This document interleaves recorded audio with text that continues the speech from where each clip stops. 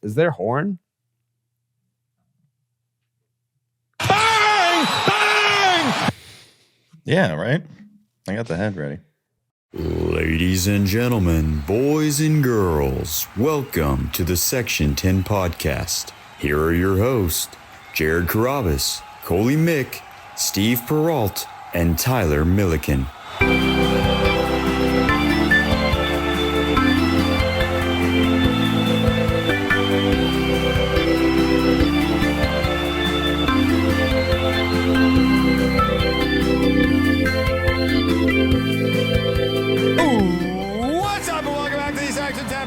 Episode 623, presented by Kalshi. It is the home of your 25-33 dead last Boston Red Sox. Well, my name is Jared Carabas, and I am a certified G and a bona fide stud, and you can't teach that.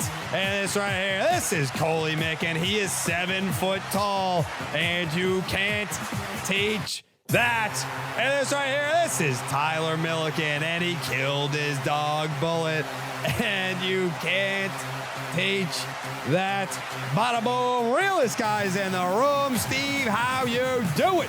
Ooh, what up, Section 10 in the building. In the motherfucking building. Brewed by Blue Moon. Suck one. Produced by Jose. Hit him with it, Jerry. You know what? How about we hit him with some little section10merch.com and a little patreon.com/section10 podcast, because you know what? There's good work happening in both of those places.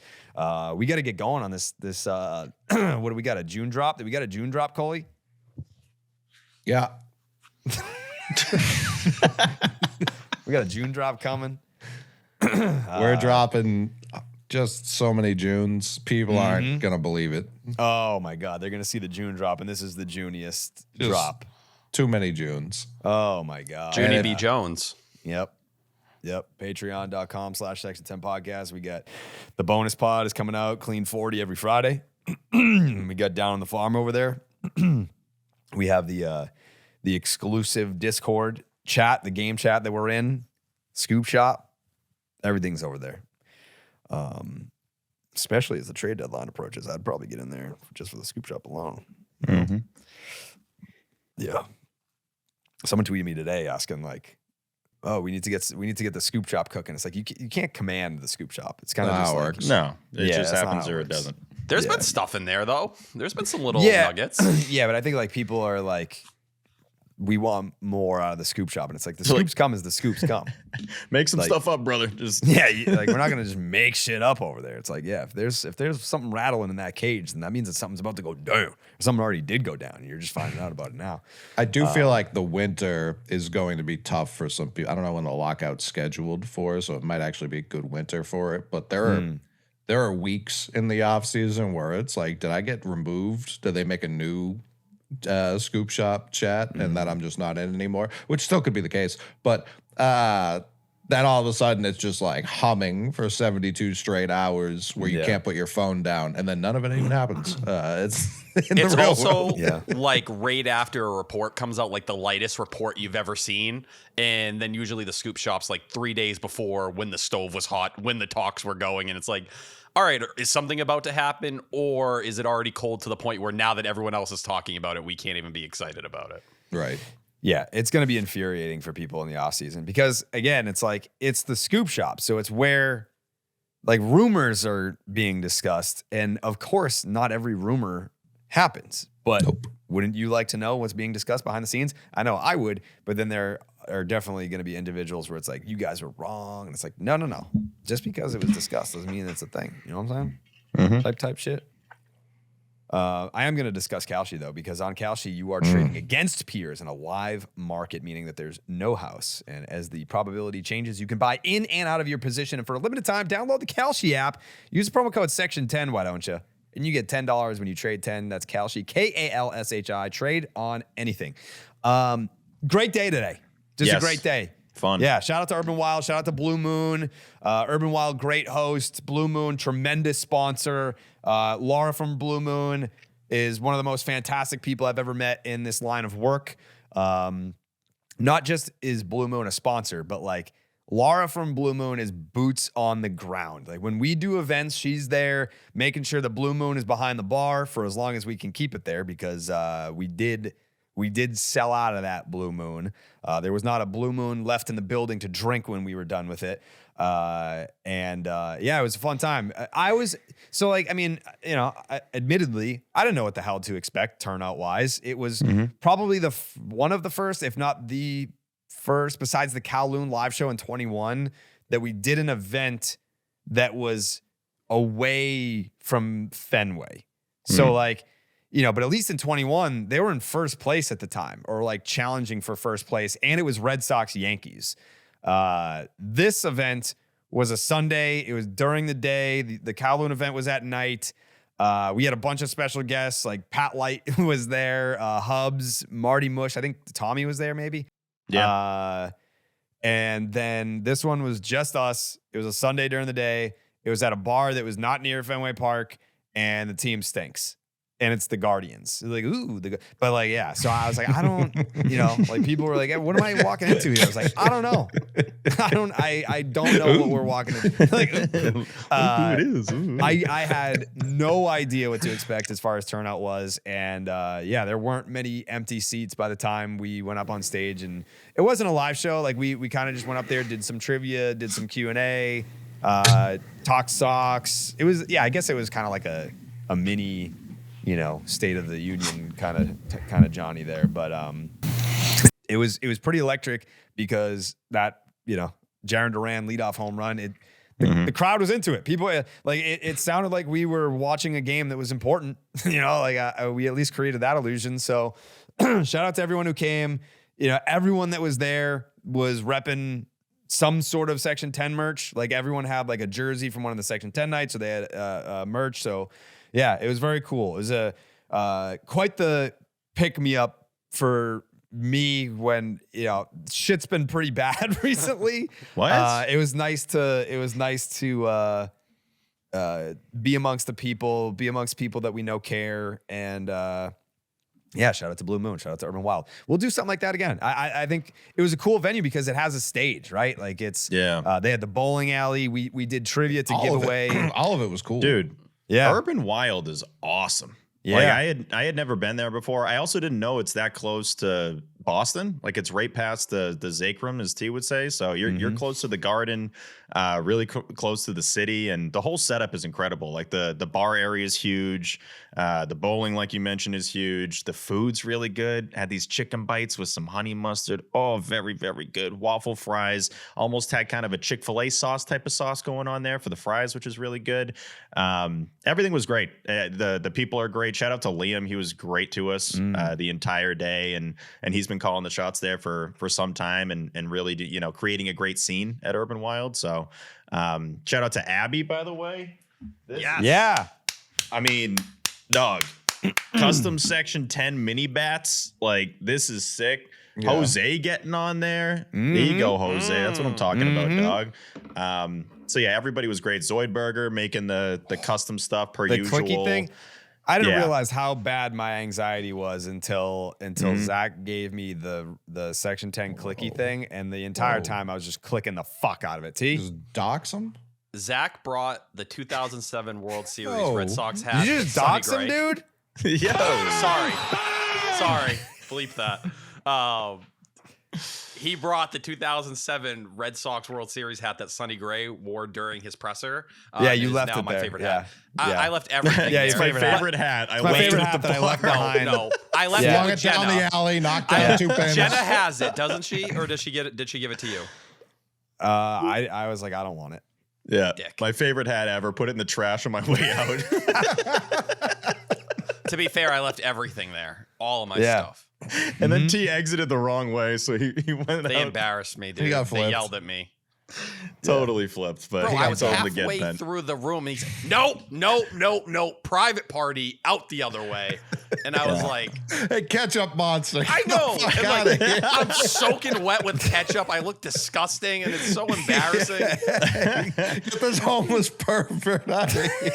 The best part with the ketchup, because Adam got you good. Like Adam Oh, he put like cooked me. basically the entire bottle His of ketchup favorite on thing your to head. do. Oh yeah, big time. But T's hilarious for a million different reasons. But I'm filming the video and he's like, "Is that a lot, Steve?" And it's just dripping down your entire face. I'm like, "It's a lot, T."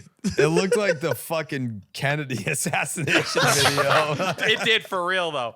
I was in the bathroom and it was like a unisex bathroom. So I'm in there and I'm washing my hair in the sink and like Corey's like bringing water in and trying to rinse it. It looked like I smashed my head off the floor and was trying to like piece it together. But there was like that portion of your brain just wasn't there anymore. multiple dudes like trying to help me clean my hair in the sink. Like I looked homeless. There's no other way to describe it. So you're Yeah. a real one. You're a real one. I mean, like, he's basically 2 weeks into full-time T, and he's shirtless in the bleachers. He's getting drizzled on at bowling alleys. Shirtless at bowling. Shirtless. Yeah, dude, your Yeah, shirtless ass everywhere. is I know. fucked up, man. It keeps I popping told out. you. Yeah, I told you. dude. And look, everyone You on the got a video is messed like, up ass, dog. T tried to get ready. Look at the way he tried to pull his pants up before it happened, and the ass was still out. I know the ass is out. I can feel the ass beating out. Yeah. I don't Pull want him it out. down, dude. You're going the wrong way. Just put it all the way out. Full moon. Out. I might be on full belt duty moving forward. I think this really might You're be something not I have to using a ponder. belt? I'm anti-belt. I've always been. Why? against it. Well, we've diagnosed this fucking problem. You know what they do Yeah. tremendously? They cover your ass. Yeah. I don't know. I've just Known never been belt a big thing, belt guy. covering up butts. Been doing it for Well, that all centuries. I thought you were belting it, and like some No. fat guys are still between the holes. You know what I mean? So you either go too tight and you're super uncomfy, or you're just sagging all over the place. You're just going no belt. I'm usually not wearing Young pants that are suited trousers. for a belt. Also, I have to say this. Oof. What, Steve? I'm just watching the video back. There's so much ketchup. This is Yeah, like. I thought you you were were saying gonna there's say so much ass. ass. No, I'm waiting for the So ass. much Does it ass. come out at some point? It was Yeah, immediate ass. It was immediate Okay. ass. I saw a video Top comment ass. the ass. Oh, that's a dead video. Coley, when Coley showed up, it looked like, like an NBA play, like when the players show up before like a playoff game, like the fit went crazy, immediate aura. The room stopped and just looked up because to get into the area that we were in, it was like you were coming from, I don't know, I The would say heavens from above. yeah, like it was like, I don't know, 6 stairs. So you're probably like a good, I don't know, 7 to 8 feet above where everyone is standing, and Coley's already 7 feet tall. So he walked into the room with this unreal fit, and he was just floating above the crowd, and everyone just stopped and looked, and they're like, "Oh my god, it's Coley, it's the McMahon." Yeah, I mean, he pulled it off. He pulled it off. A fit that if I wore it, people would be like, "Boo." This guy sucks. I mean, Yeah. I think all the rest of you are wearing some sort of black T-shirt. Yeah, that's so really yeah, all I wear. I gotta start. I was mixing it wearing up. this. This is a I tremendous wore- amount of color in contrast. Yeah. Yeah. Either way, though, hell of an evening. Shout out to great Skiba too, turnout. bringing the cookies and just. Shout out to she's Skiba. been Banana incredible. cookies. Is that who Yeah. that was? Yep. Yeah. That's Skeebs. She didn't introduce. She just came up and said, "Do you want a cookie?" She didn't say who she was. She didn't. Well, I mean, you might have. So I'm sure you've met at some point. Second yeah, day well, that's or true, something. too. She That's was fair. she was at the Halloween party, and she was a great night to remember what people That's what fucking I'm look saying. like. So if you met her, she was dressed up in makeup. She was the She was the ghost Cam of Schlittler or something. Yes. Yeah. Okay. I had never had Yeah. a cookie I liked before, and honestly, that was the best cookie I ever had. How did you know you weren't what going to be did you allergic say? to it? What? Can you repeat that? I had never had a cookie I liked. I can't have chocolate or peanut butter, and I don't really like sugar cookies. Put him in a fucking bench. Yeah, you're not That's crazy. liking. I could have sworn I cookies. heard it wrong. There's no way. It's like I've never had a Yeah. cookie I liked. That's like the top thing to like is cookies. Yeah. Number one, like close to number one. Santa. It Yeah. fuels him.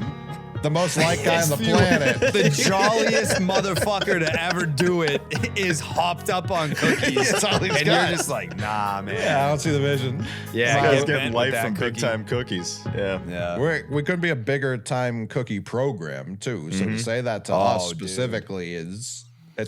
insulting. Well, If just 'cause someone, you if guys someone bow offered me a down. cookie, there's not much that I'm going to prefer over that situation. I Yeah. Would even apologize to be- Skiba for not recognizing her without her Halloween costume and just She made the cookies in a style that she knew wouldn't kill me. That was like the point. Because she knew I didn't want something that was too sweet, and I couldn't have anything with chocolate or peanut butter in it. Jared. So this goes back to the name redacted days. I'm pretty sure this goes back to name redacted where I've had this theory. I think that T's mother lied to him as a child and said, "Yeah, honey, you're allergic to chocolate," so that he's not just fucking hammering Halloween candy. Like it obviously didn't work, but I think like that's. Let me finish. Okay. I think that that's something that was like told to you as a child, like, oh, you're allergic to like all these bad things. So now as an adult, you think that you're still allergic to it. And I bet you if you had a chocolate chip cookie right now, you'd be fine. I don't And think if that I'm would be wrong, the case. Then, Dad, one was less person on the payroll. my bad. Yeah. When's the last time you like, Whatever. when's the last time you tried chocolate tea? was 4. What? I had a horrendous reaction. Oh my god. No, T. you're no, over it. No. Over it. So are you guys Yeah. at least open to my theory? Like maybe you don't have to Yes. subscribe to it, but are you open to it that he's For not sure. actually allergic? My mom have doesn't agreed with like this this from theory. the jump. I Yeah, bet because she of what he doesn't. just said. Yeah. You think I have fallen into this? Like she's tricked even me? I mean, So- you're pretty trickable.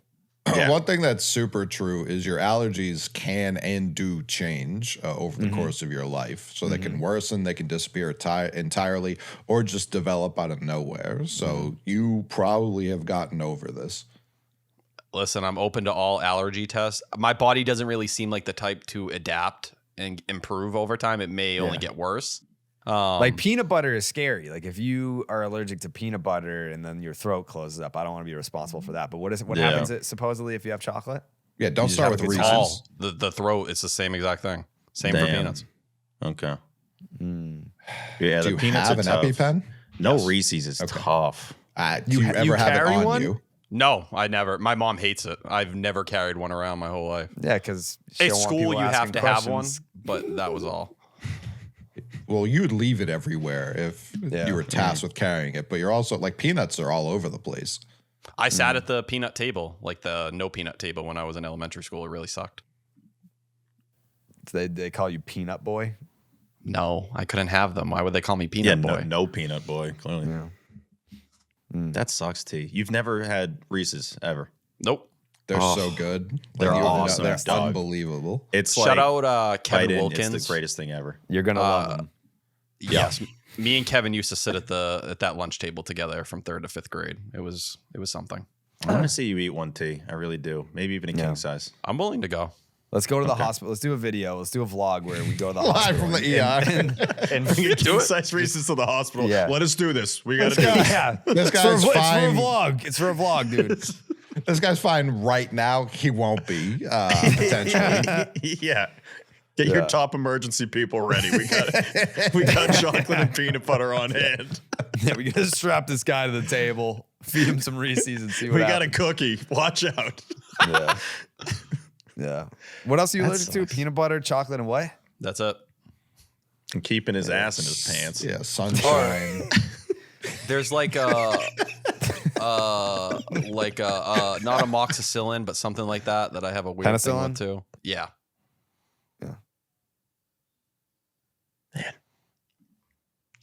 I love tea, man. There's just never going to be another tea. Like, not even close. No. There's also just like endless information that like It keeps never coming out of stops. him. Yeah. It never stops.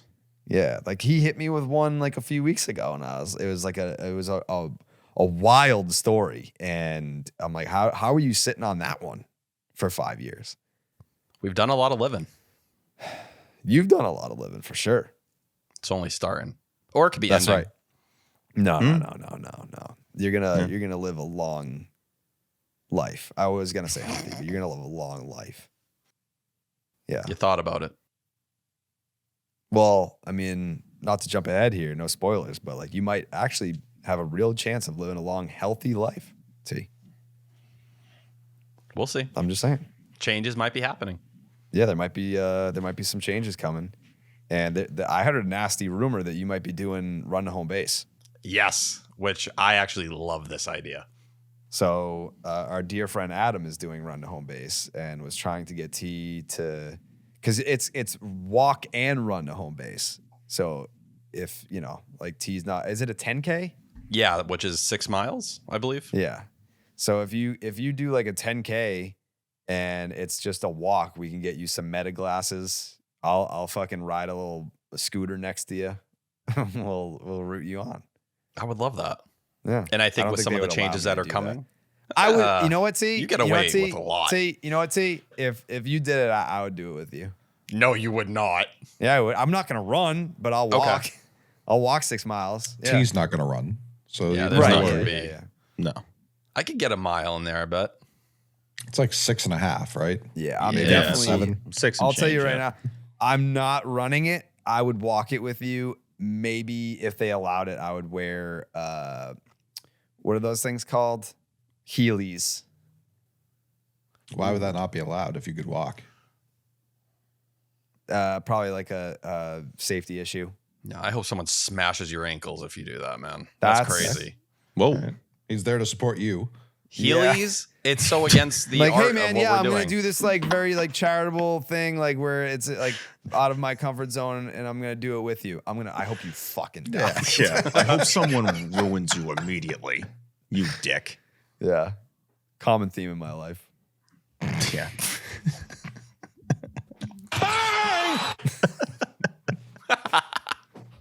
Yeah, walking 6, not that bad. I remember I did the walk for hunger back in high school. That's 20 miles. Like that's definitely You a did poke. what? You walked 20 miles for charity? That's the walk for hunger. Yeah. Yeah. You were probably so hungry after that. Oh yeah, big time. Yeah. Got D'Angelo's after. Yeah. How they many feed hours? The fuck out of you. It's like They we do- could've just they sent do this feed you. elsewhere. Yeah. It's funny. It's walk for hunger where it's like, yeah, they're just like feeding you the whole time. I'm like, all right, we got to make sure this food's going to people that kind of need it. How many hours? I don't. Oof. Like 15? 5? Oh. It's a while. 15. 6? Something Walk like a that. mile an hour, T. Yeah,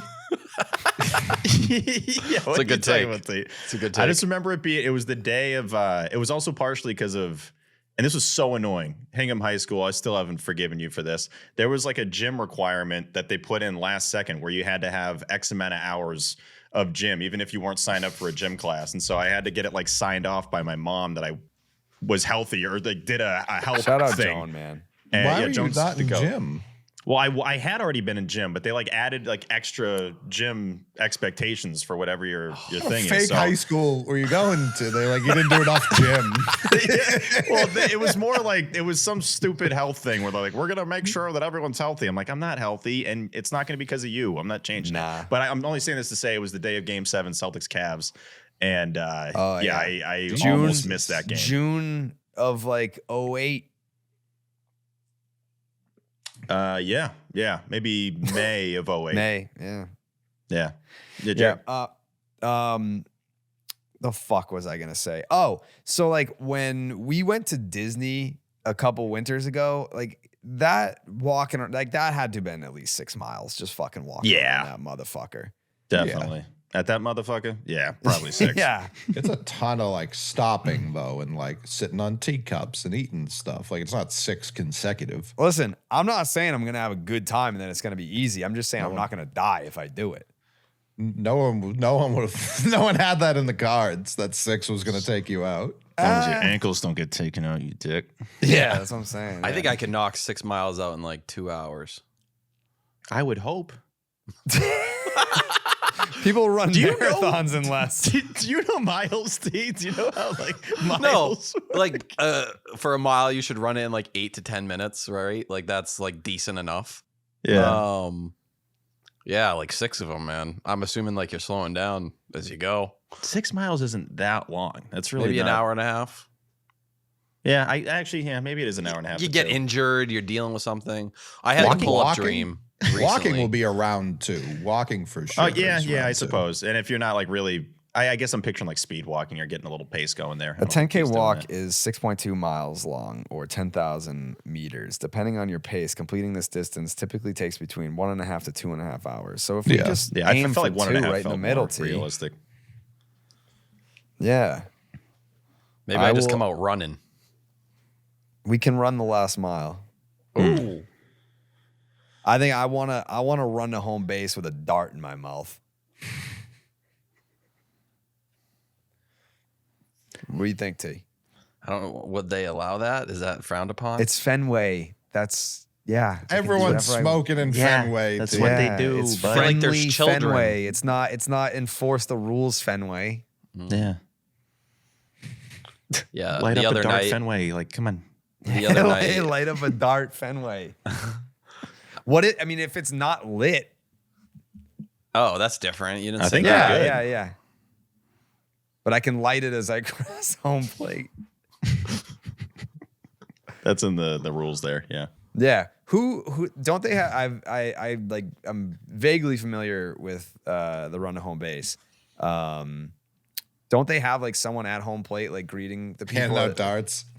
Yeah. Yeah. Like I'm Don't sure they they got the fucking Newport salesman there? You get a pack of Marlboro Reds and you cross over. Here you go, little Johnny. Yeah, isn't it like I know like TC has probably done it, maybe Brock Holt has done it.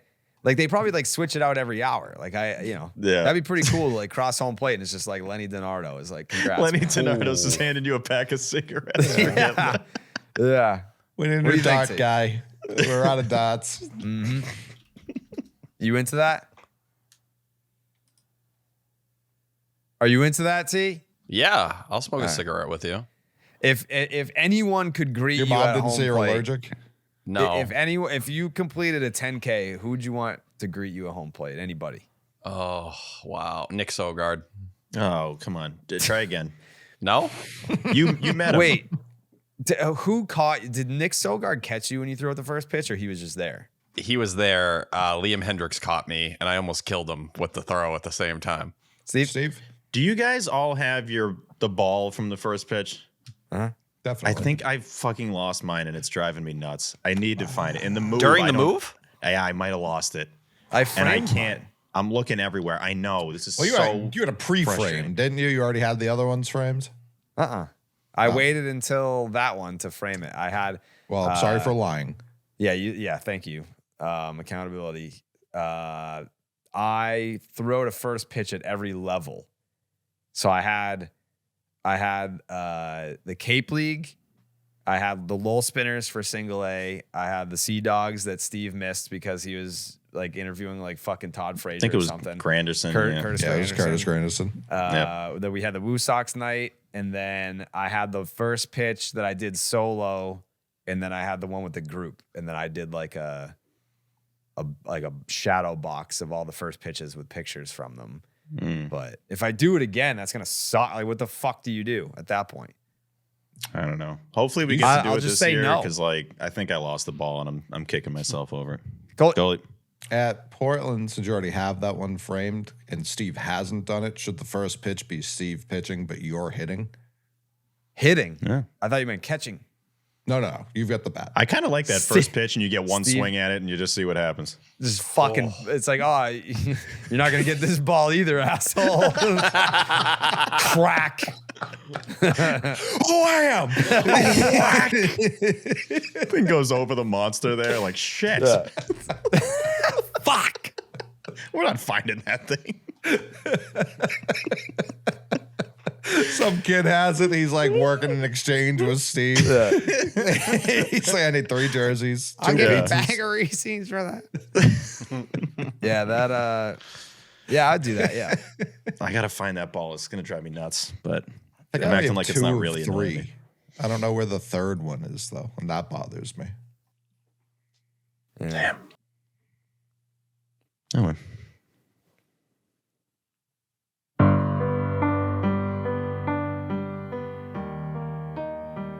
We got a lot of issues here, man. I didn't write a haiku for the last game at all. There's not even one written. Okay. Freestyle. We got a lot of trouble we're heading into here, guys. There's a lot of turbulence ahead. Sonny in Cleveland. Wong in Durban. The reason. Duran. Bomb season.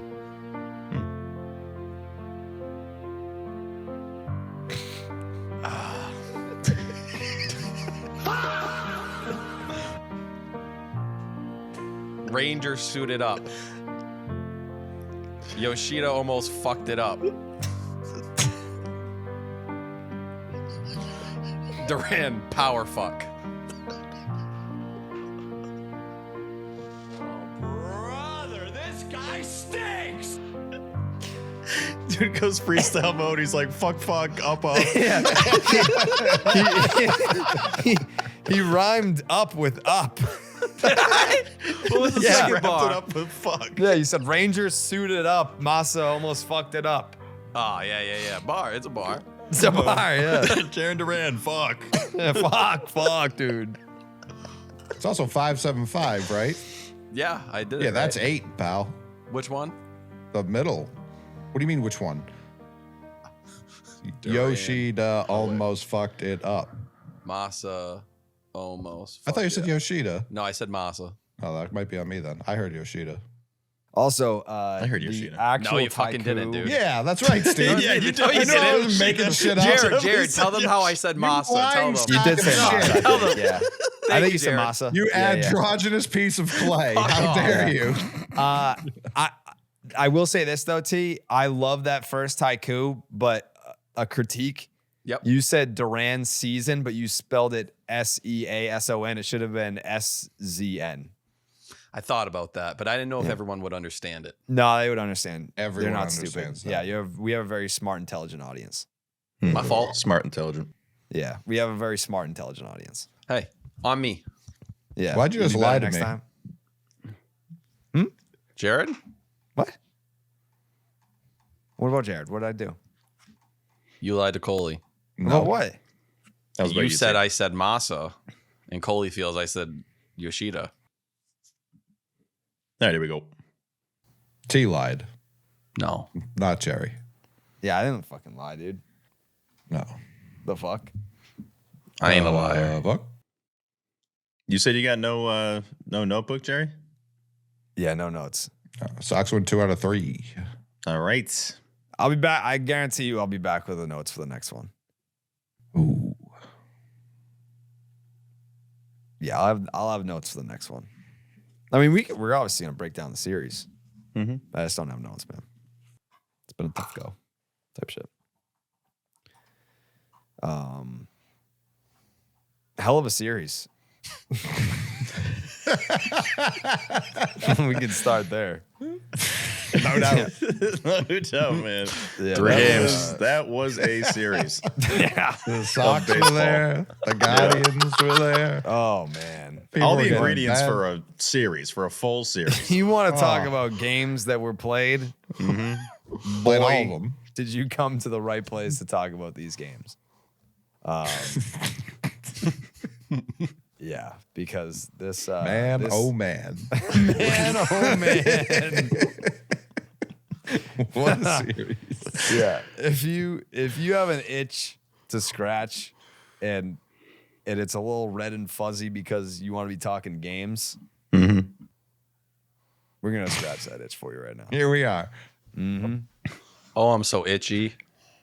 Yeah, well, so this series started on Friday. Yep. You've nailed it so far. There's been nothing wrong or incorrect so far. Missed an inning, did you? It was in May of 2026. Dude, Yeah. you know what's funny is so we went out to dinner on Friday night. All right, no, hear me out. It all began Friday night in Cleveland. It was like trying to read a recipe online, and it's like now my grandfather built this. It's like the back of the book during a book report. It's just going Yeah. It was the Guardians. It was the Red Sox. Well, the Red Sox are from Boston. Not a lot of people are talking about that. Guardians used to be named a different name, but now they're the Guardians. Friday night, a classic 9-on-9. They agreed before first pitch to go 9-on-9 ball. 9 guys over here, 9 guys over there. They lined up. They looked each other square in the face. The umpire crouched down, and you know what he said? He said, "Play ball," and boy, did they ever! Oh, They couldn't stop. They did not stop. now this is on TV. You could listen to it on the radio, or you could purchase a ticket from the box right there. office. That number, of course, 555-5555. Oh man, and they did. They just did it.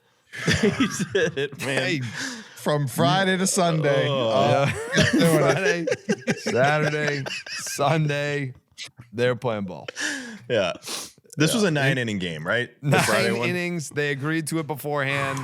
They said if we can't determine a winner after 9, we'll play until we do. But they didn't need more than that. This game was decided in 9 innings in Cleveland. And boy, was it. Oh my God, the baseball that they played, man. Shit. All right. Game 2. Shit.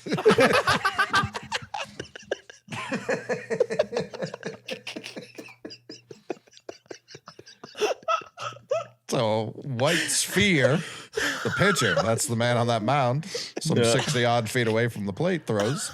They rub it with New Jersey clay for the season. Thousands of balls rubbed. Oh. Oh, you wouldn't believe it. Almost had to be there to believe it, but Yeah. But if you weren't, boy, oh boy, did they have alternatives for you. oh my God. They did. Yeah, they disseminated the shit out of this one. Yeah, you could watch it on TV, on the internet, Your social phone. media. You can see Yep. clips from it, and it was also on the radio. So, but in real life, not an exercise. We went to a new Mexican restaurant in town. Now, is it a Mexican restaurant that's new, or was this specifically New Mexican food? Yeah, it's fair. Neither. It was a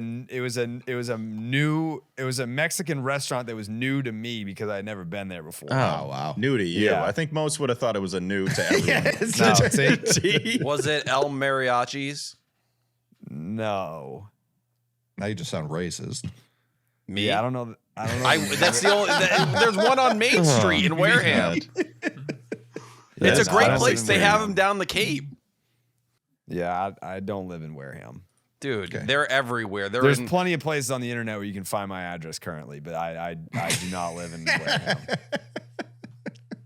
So, I'm sure a movie's going to come up first. so There's one in Friday Taunton. night. What? There's one in Taunton.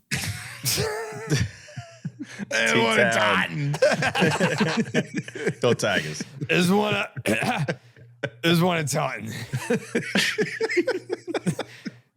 Taunton's the only town that still has smoking sections in their restaurants. Steve? Yeah, just one more shout out from Urban Wild. It goes to Mikey. I love when Mikey Yeah. hosts anything Yeah. and Oh, just he's in gets his the bag. people He's in his bag. going, trivia with people. Like shout outs to Mikey. Yeah. It's like he was born to do it, but he was born to do a lot of things. And to your Thank mom you. and my biggest rival Jenna for running the merch table. Yeah, and Coley, shout 'em your out. Listen, daughters. yeah, those two, they couldn't have run it less from where I'm standing. The child Yeah. labor lawsuit Jerry's getting hit with Yeah, in they were- 48 hours. I saw your daughters hustle more t-shirt sales. Like we were at like 3 t-shirt sales for the event, and then I saw them going up to people being like, buy a fucking shirt, man. yeah. And it was just They're like bing, taking bing, bing, bing, bing, people like the by orders the- kept coming through. Yeah. Well, the only Yeah. issue with that is their pockets were lined with cash. They were skimming like Yeah. you read about. Oh yeah. Yeah. Sailor came up and handed me a $5 bill. I was like, where is this from? She was like, keep the change, broke boy. Put it to the fund. Yeah. No, you Yeah. need this, bitch. Yeah, she was hawking. She made people buy T-shirts that were wearing the shirt at the time. Yeah, I do appreciate it. Yeah. Honestly, their strategy of just going out into the restaurant and just grabbing you and bringing you to the merch stand Yep. was very convincing, and it honestly yeah. got us a lot of money. Yep. Yep. You fucking idiot. I don't know if you've seen the merch stand over there, but you're Yeah. coming with me. People Yeah. mid-conversation, you're buying a Yeah. shirt. Come on. I don't know how to do the whistle thing with your fingers, but she did that and it was like, hey, you. It was like getting pulled out of class by the principal. Yeah. Gonna put you down for 2 hoodies and a shirt. What, come on, a couple. Making up new prices as they go. I like the way you look. We're going to charge you the real price. Yeah, what size are you? XL? Yeah, I'm going to get you a 2X. Stop lying to yourself. Sailor was just tapping the iPad, like wasn't really hitting any, just like boop, boop, Yeah. boop, boop, boop. Like that's gonna be $3,000.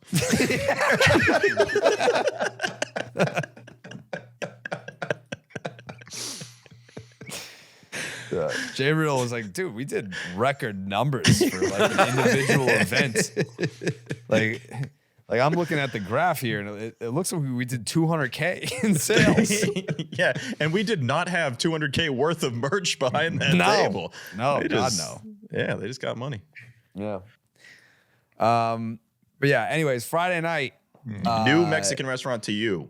new Mexican restaurant to me, but on the way there, I'm listening to the radio. We're not even at the restaurant yet. Not even at the restaurant yet. I'm driving to the restaurant. I How opened was the my weather door. outside? We had to get gas first. I closed it. This Seatbelt on. story is not about the restaurant, so we don't need to get there to land the plane. Oh, then why even bring it up? I got the Well, enchilada. just shout them out, I guess. The fuck? I don't You know don't what know their name. name. Nah. You're sure it's not El Mariachi's? Like if you had to put like I have your no life on the fucking line. idea, T. All right, Let's it was see. an El What- Mariachi. Mexican restaurants near me. No idea. I don't know. I don't know, T. I don't know what it was called. I'm sorry. It's good, man. You're listening to the radio. I'm listening to the radio, right? In your And car. Where in my car.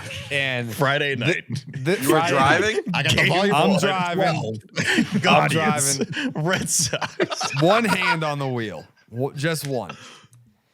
And we're in the middle of the woods. Like there's no 45 fucking minutes in. service. If you're 90 seconds from my house and you're not connected to the Wi-Fi, it's like you're in a dead zone. Like calls drop, can't get shit out. So we're driving to the Mexican restaurant, and I hear Will Fleming be like, and there's another run, and I just take out my phone, I tweet, Bello sucks. It wasn't Bello. No. So Bello wasn't in the game yet at the time. So but the tweet gets stuck. The tweet gets stuck, and as it's like loading, you have the option to like click on it and be like delete post. So like I was able to delete it. So like so here's what happened. I tweeted Bello sucks, and then Will keeps talking, and I'm like, oh fuck, Bello's not in the game yet. How do I spin this? I'm like, Bello sucks because if he wasn't bad at pitching, then we wouldn't need an opener, and then the opener is the one that gave up the runs, so it's really his fault. So I'm like reverse thinking Greg. through my Yeah. own lie here, yeah, and then I'm just like, you know what? That's my take anyway. So I deleted the Bello sucks tweet. It never saw the light of day. But then I was like, you know what? That's not even that bad of a take. I'm just gonna tweet that. So I did. I said Bello, more or less, Bello sucks so bad, and it's his fault that we're down 4-0 right now, because if he didn't suck, then he would be able to just start the game, and then we wouldn't be in this predicament. Agree or disagree? It's fair. Yeah. Agree. It's very annoying that Brayan Bello needs an opener. It's also extremely annoying that now 2 out of the 4 times where Brayan Bello has followed an opener, he's had to start with the top of the lineup as if it never happened. And Right. you're also now down multiple runs. But they tried These something nails, different. T. Listen, he's filthy even with you want that. bulk stats? I got bulk stats for you. 4 appearances, 25 and a third innings, 0.71 ERA, 168 FIP, 7.9 K per 9, 1.1 walk per 9. As a starter, dog water. 30 and We're not 2/3 talking innings. about that right now. We're talking listen. about the bulk stats, T. And I can't have you agreeing with Jerry when you wanted us all fucking throwing ass and giving Nick Pivetta a standing ovation, and that's like the only thing he did was be good with an opener. Whoa. 2021, man. 2021. Pivetta Let's have hate. some respect here, please. Now, Pivetta, That was hey, also I'm saying, bullpen. right. You can appreciate all those years of hard work and just And say I'm a quick appreciating thank you. Bello right now. Yeah, but I think in general we would hope for more from Brayan Bello than we did Nick Pivetta. Nope. Crazy. I expect everything from everyone watching baseball, which is what we're talking about. Oh, Friday, talking ball right 9 now, on Nine 9. nine on Yep. 9 match. 9 on 9. Confirmed. They tried to do Standing. it differently. Tyler No, Samaniego we're for doing the 9 Reddit. on 9 the whole time. Yeah, the 9 on 9. entire time. Mm-hmm. I can't believe the splits either, T. It's terrible.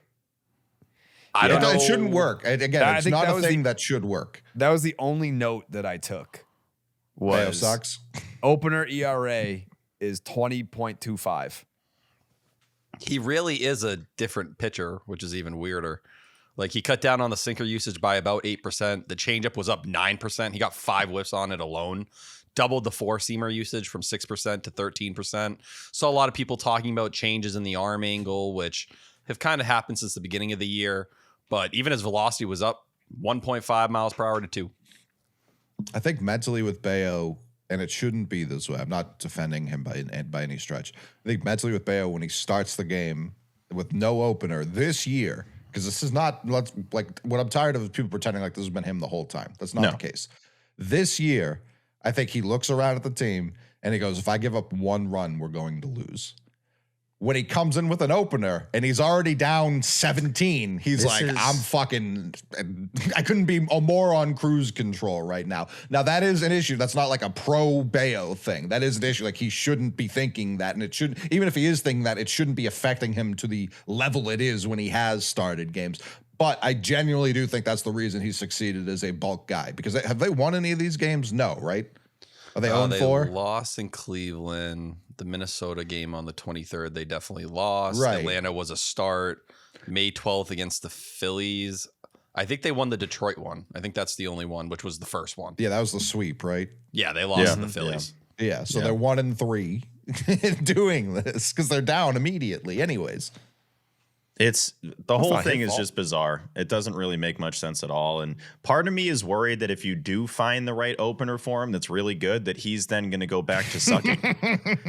Like he needs someone to start the game off and be terrible so he can be like, I'm not that bad. Like I know I can do that. Let me just deal right now. It is just not 0-7-1 for the bullpen appearances and then 9-6-8 for the starts. Like 370 batting average against, 1082 OPS against, 10 homers in the starts, no homers in the bullpen, 484 OPS against, 215 batting average against. It's just one of the craziest, not to be dramatic, one of the craziest Red Sox things I've ever seen. Jared? Yeah, quick time out from the Section 10 podcast because we got to give a big shout out to Blue Moon. What an event today. What an event put on by Blue Moon at Urban Wild. Shout out to everyone who came out. It was a great crowd. The vibes were high. I mean, obviously, we're talking about it in this show, but Jarren Duran leadoff home run, and it was like a playoff watch party. People were going nuts. Leadoff home run for Jarren Duran. Shout out Laura from Blue Moon. She was there. She's the most wonderful person in the world. I believe, Mikey, correct me if I'm wrong, but all the moons were gone, right? Gone. 10 cases of moons. See ya. See ya. Yeah. I mean, if there's one thing about the Section 10 crowd, they love themselves a Blue Moon. And why? Because no baseball date is complete without Blue Moon Belgian White. Born in a ballpark 30 years ago at the Sandlot Brewery in Denver, Colorado, Blue Moon's bold flavor, bright explosion of color, and iconic orange slice ritual guarantees a one-of-a-kind beer drinking experience year-round. And for those occasions when you want a lighter option, you can reach for a Blue Moon Light. And only 95 calories and 3.6 grams of carbs per 12-ounce serving. It's a refreshingly light alternative beer brewed with real tangerine peel. I actually... T, what are you doing, man? I can see you choking to death over I there. coughed. All right. I parked next to Laura before we walked into the venue, Urban Wild, and we saw each other through the windows, and then she just lifted up this big bag of oranges. Like she had orange slices for days for all of these Blue Moons that everyone took down at the event. If you're looking for a great tasting non-alcoholic beer, though, you can try Blue Moon Non-Alcoholic, still made with real Valencia orange peel and coriander with just 80 calories. Great for when you want to hold the alcohol, but not the flavor. I didn't want to hold the alcohol earlier. I went with a Blue Moon heavy. Mm-hmm. You know, we were up on stage there. We were taking questions. We were doing trivia. And the entire experience was just made that much better knowing that I was sipping on a delicious Blue Moon from the can. I know that that's kind of like sacrilegious. Like I didn't do the orange slice. I usually love the orange slice. But you hand me a can of Blue Moon, I'm not going to not crack that thing and start sipping on it immediately. But Blue Moon Light, a wheat beer from Blue Moon with exceptional taste and only 95 calories. Blue Moon Belgian White, brightly blued. I guess it's also blued. It was blued today because it's the Blue Moon. So it was a blue beer, brightly brewed with Valencia orange peel and iconically garnished with an orange slice. Get Blue Moon Light delivered by visiting get.bluemoonbeer.com/Jared for delivery options. That is get.bluemoonbeer.com/Jared. Blue Moon, made brighter, celebrate responsibly. Blue Moon Brewing Company, Golden, Colorado. Suck one, Jerry. I know you know this, Jerry, but in sports, everyone's got a can't miss training hack. You know what I'm saying? What is yours? Most of them don't actually move the needle. Do you have one? That's how I used to feel about hair growth products. A lot of hype, not a lot of results. What changed for me, folks, was learning that Nutrafol isn't just another supplement. It's physician formulated, clinically tested, and recommended by dermatologists. It's a real game plan for thinning hair. Guys, if your hair isn't playing like it did in your 20s, it might be time for a real comeback, not another workaround. Because throwing on a hat like I always do, right up here, you see it, isn't a strategy. Nutrafol supports healthier hair from within. Nutrafol now offers hair growth supplements tailored to men at every age because the root causes of hair thinning change over time, and your routine should too, my friends. Nutrafol for Nutrafol Men, aka for ages 18 to 49, to help improve hair growth.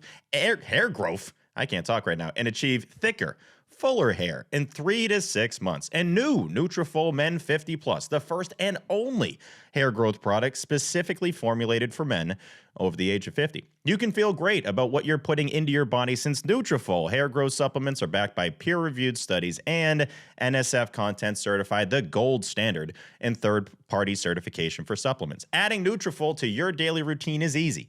Order online, no prescription needed, with automated deliveries and free shipping to keep you, my friend, on track. Plus, with the Nutrafol subscription, you can save up to 20% and get added perks to support your hair growth journey. Everybody listen up. Start Nutrafol today and make the damn hat go away. Visit Nutrafol.com and enter promo code SECTION10 for $10 off your first month subscription and free shipping. Find out why Nutrafol is the best-selling hair growth supplement brand at Nutrafol.com, spelled Nutrafol.com. Promo code SECTION10. Now back, you guessed it, to Section 10. We talked about this at the live show, but why is it not Greg Weissert? It should be Weissert, like, 100%. If Greg Weissert allows 50%, it's probably north of that now. Of the inherited runners that he it's pushing 60. Yeah, so he's maybe like let's just call it split the difference. He's allowed 55% of inherited runners to score this year, but his ERA is like 360 something. Why is Greg Weissert not the fucking opener for Brayan Bello? If Brayan Bello can't pitch in the first inning for whatever reason, and he's great after that, and Greg Weissert can pitch when there's no runners on, Coley, when are there no runners on guaranteed? Oh, top or bottom one. Mm-hmm. Yep. Oh, like when it's the first of the 9, ready to dig in to play some 9v9 ball. Yeah, as long as they agreed to it, right? Unless they said like, "Hey, we're starting with 2 on in this one." Like, you ghost runners every inning. Yeah. So it just feels pretty. It feels pretty obvious that Greg Weissert. What T? No. I was called that was on me. That was on Jerry. Was still you did, but Jerry was still midpoint. Yeah, I was still trying to make my goddamn point here. T, that's on me. I'll take them. Greg Weissert being a guy that can pitch well enough with no runners on means it's 2 + 2 = 4 here. Like, what are we doing? It does. T. But the issue is the way T. the Guardians lineup at the top is all lefties. So, and Weissert this year has been hit harder by lefties than he has righties. So you hope to throw out a lefty people there are on to protect Bello from some of these lefties. So you're not getting it. T, I know, I'm hearing it. I'm seeing it. T, you're trying to go 2 in the weeds here. Like, it's as simple as no guys on, Greg.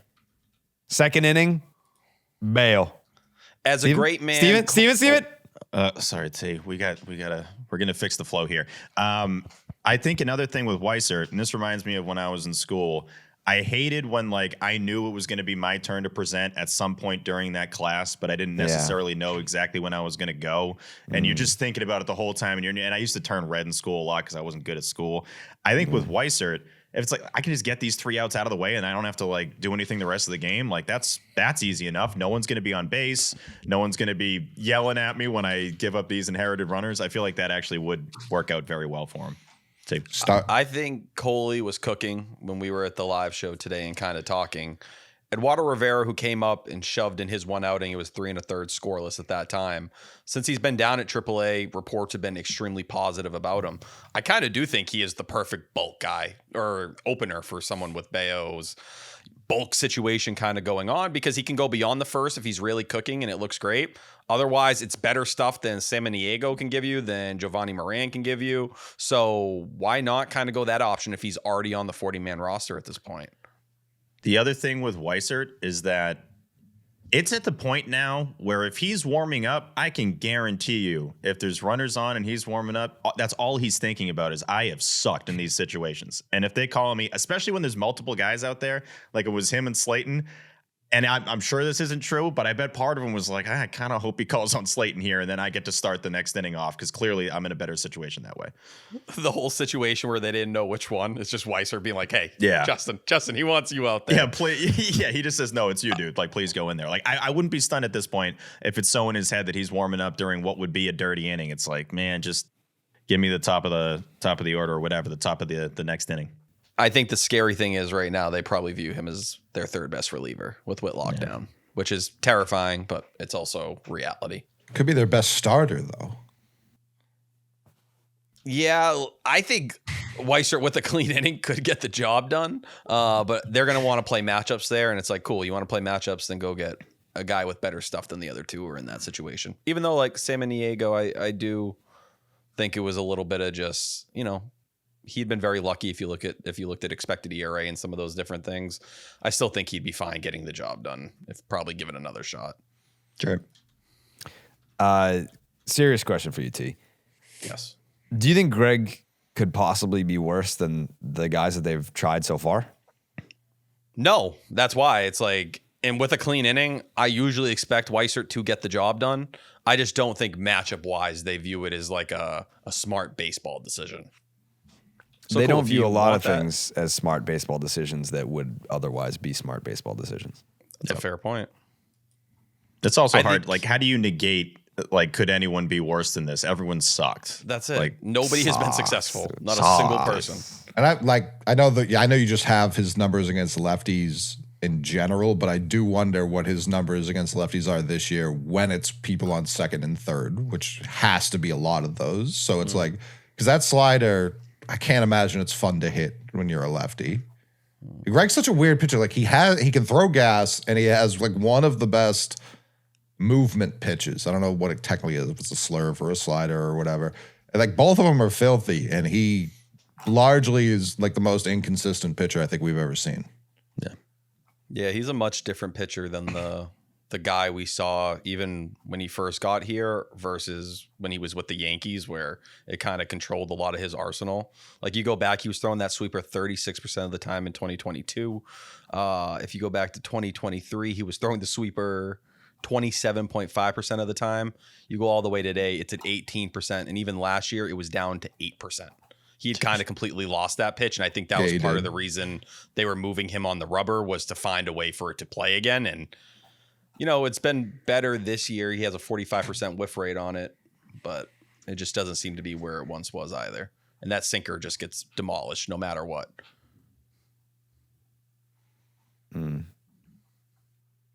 Well, either way, Bello went 7 innings, 4 hits, did not allow a run, struck out 5, and he looked great. So, yeah, like, I don't know. It's another one of those guys where, like, I feel like anytime it's so fucking weird now. Anytime I criticize a player or I'm like hard on a player, immediately people are like, why, what, like, I can't wait to find out what personal reason, like, what personal reason does there need to be? He's got an ERA of fucking 9+ when he starts. Sometimes. I did It's like been after the game, he didn't like try to play it up. He wasn't super into talking about how good it was. He was like, I'm just trying to get this year back on track, man. Yeah. Like I need to go out there and perform. And it's nice to see him go out there and perform. It's just so defeating to essentially lose the game in the first inning with how the offense was that day. Well, but he games still 2 and 3 were deserves different. With the state of the pen, he deserves credit. I mean, after Where in the World is Tyler Samaniego, it was just Bello. That was it. So he gives you the rest of the 7 innings. Pitches. Yeah, sets you up pretty well for games 2 and 3. So not only that, but I think after Friday night when, Bello goes out there and goes 7 shut as the bulk guy, and you're sitting there, at least I was, it's like, well, okay. So like when Garrett Crochet comes back, like even after 7 shut as the bulk guy, like is Bello the odd guy out? And then today, T, we get the update. What's the update? Yeah, he had lat tightness, and the beat writers seemingly had like different versions of how positive or negative it was, with like some quotes being out there of Crochet being like, I don't even want to call it a setback because it feels so minor that it's not that. But then Chad Tracy follows up and says, yeah, we're going to have no timeline on anything going forward. He needs to meet with the doctors. We're going to do an MRI, and then we'll kind of go from there. He's not throwing the live bullpen that he was supposed to on Tuesday, which was supposed to be multi-inning. So even if he's shut down for a week here, then you got to restart the progression again, and he's going to need to go on a rehab start because you're getting farther and farther away. He's been on the IL for over a month. He's never pitched in a game where Chad Tracy's been the manager. That is like, crazy. Think about that at this point in time. You're probably looking like Roman, July. You're hoping before the All-Star break, which is a pretty crazy place to be. So this is kind of like a damned if you do, damned if you don't situation where, like, if the Red Sox want to go out there and be like, yeah, it's not that bad, or they can say like, yeah, I think that they're learning, right? Like Chad Tracy saying that there's no timetable. Don't promise a guy back before you think he can actually be back. And I know that no timetable sounds daunting, and it's like, oh fuck, like this could be a while. I would rather hear no timetable, and it's like, well, Garrett Crochet is not a guy that is going to take his sweet ass time and be like, I'm not 100%, so I can't go out there. Like, this is a dude that said, the second that I sign a long-term contract with somebody, I will die for that team. I will go out there and have the fucking arm rip off the bone for that team in order to win a championship. I will not just I can't. I will not question his character or his pain tolerance or mental fortitude or any of those things. When he's ready to come back, he'll be back. And I think it's smart on the Red Sox part to not be like, yeah, about a week. So then if it's 3 weeks, then what? There's just no point in it all. So I understand too that there's an appetite for injury updates, and fans are curious, and media members have jobs to do and this and that. But I don't know. I kind of am glad that the Red Sox are learning their lesson and not putting timetables when they don't have to. Like, there's no rule that they have to do that. So just don't do it.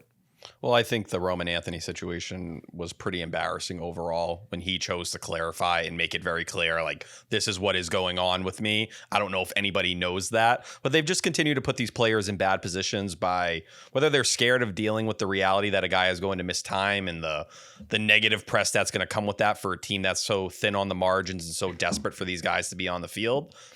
I don't know what it is, but it just clearly isn't sitting well with certain players, and it's been a thing for multiple years.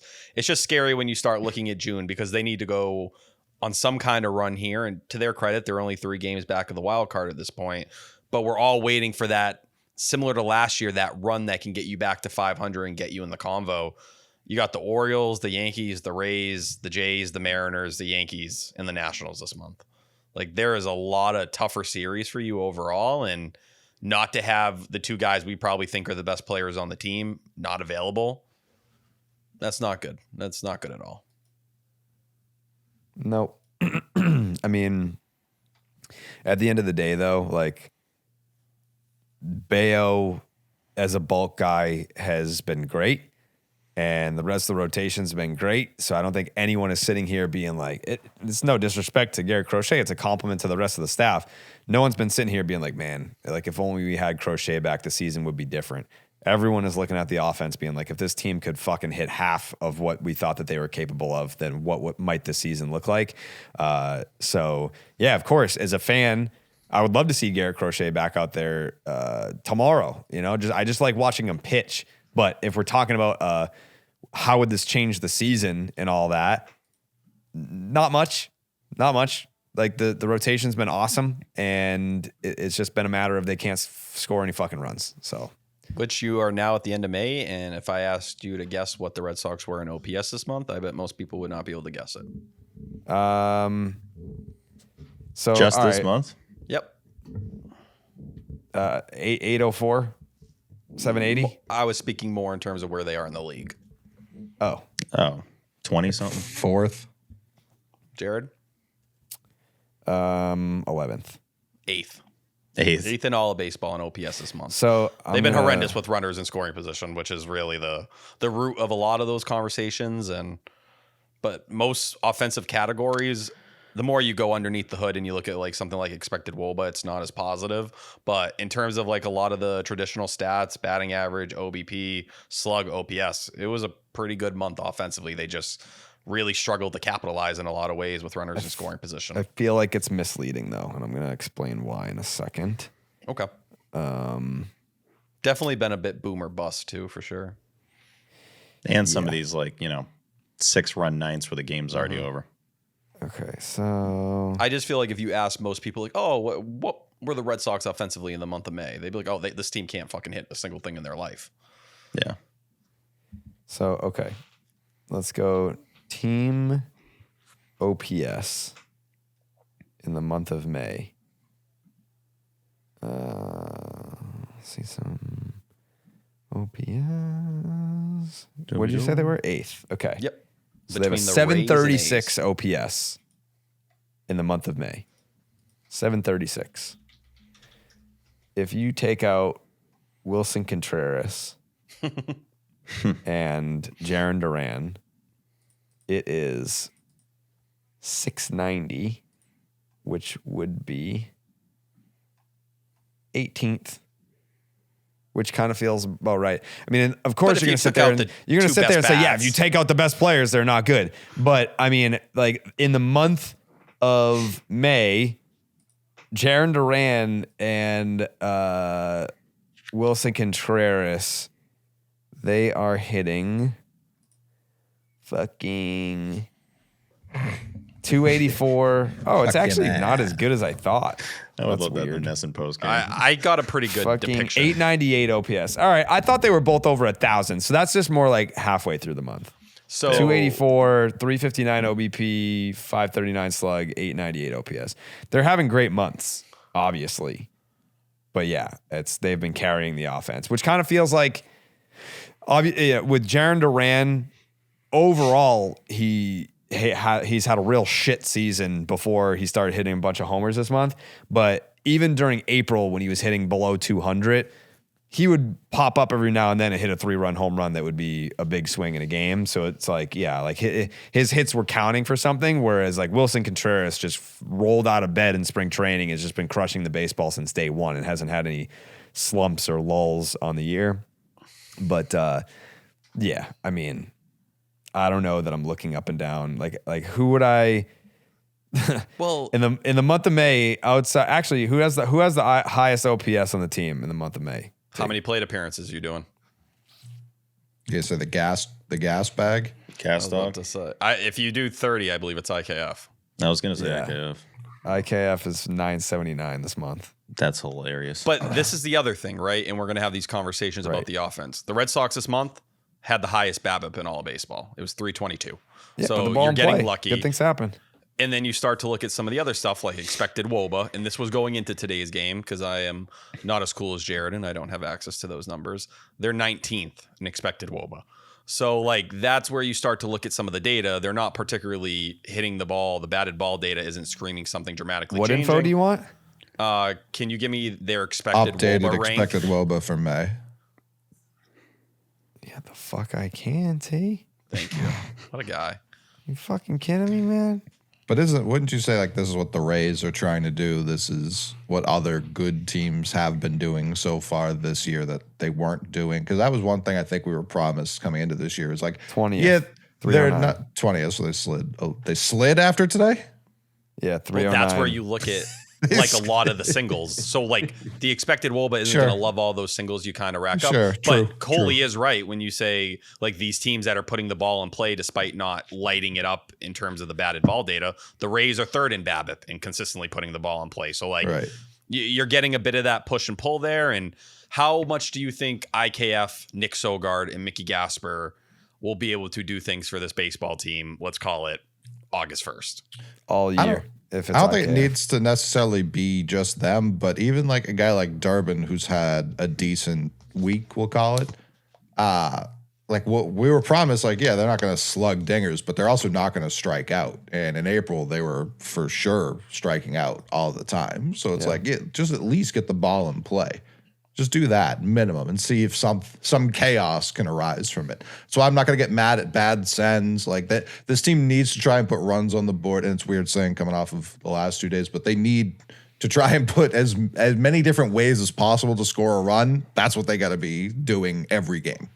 Yeah. I was kind of The surprised about people being that passionate about the Epperson send in game one. I didn't think it was that bad. I thought it was honestly just a perfect throw. Like It really wasn't that bad. I know It didn't Coley kill me. mentioned it last episode, but there's been a lot of like best throw of the year coming out of left field Nailed for it. whoever's out there. Because they did show the behind the catcher angle. Because initially I'm thinking, maybe it wasn't a great send.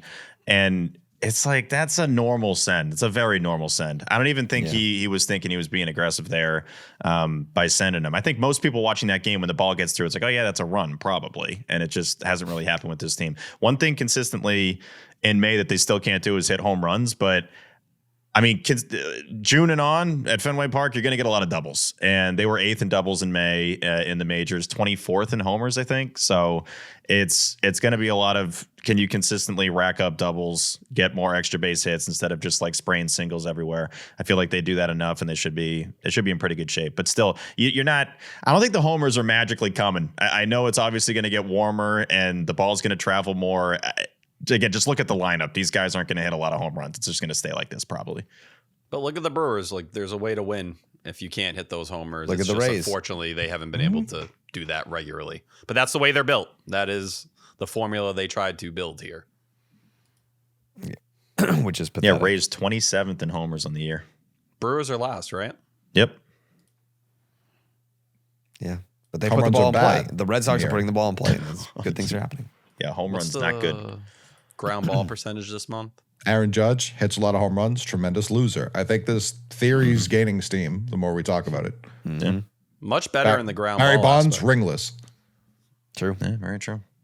Sox 4th in doubles. Get the doubles up, man. Keep that AL double championship Crown. going. Yeah, I think it would be like 9 straight years. It's crazy. Yeah, the Red Sox are. Sox are back in first in AL doubles, tied with the Guardians now, 102. Shout out Connor Wong. He's furious about that double. 40. Red Sox. Where the They're fuck going for are their they? 7th straight crown there. Am I What are you looking up, balling? Jerry? The ground ball rate. Oh, 8th. Yeah. Which is better. 4.3. They were top 3, it felt like, for the first 6 weeks of the season. First at certain points.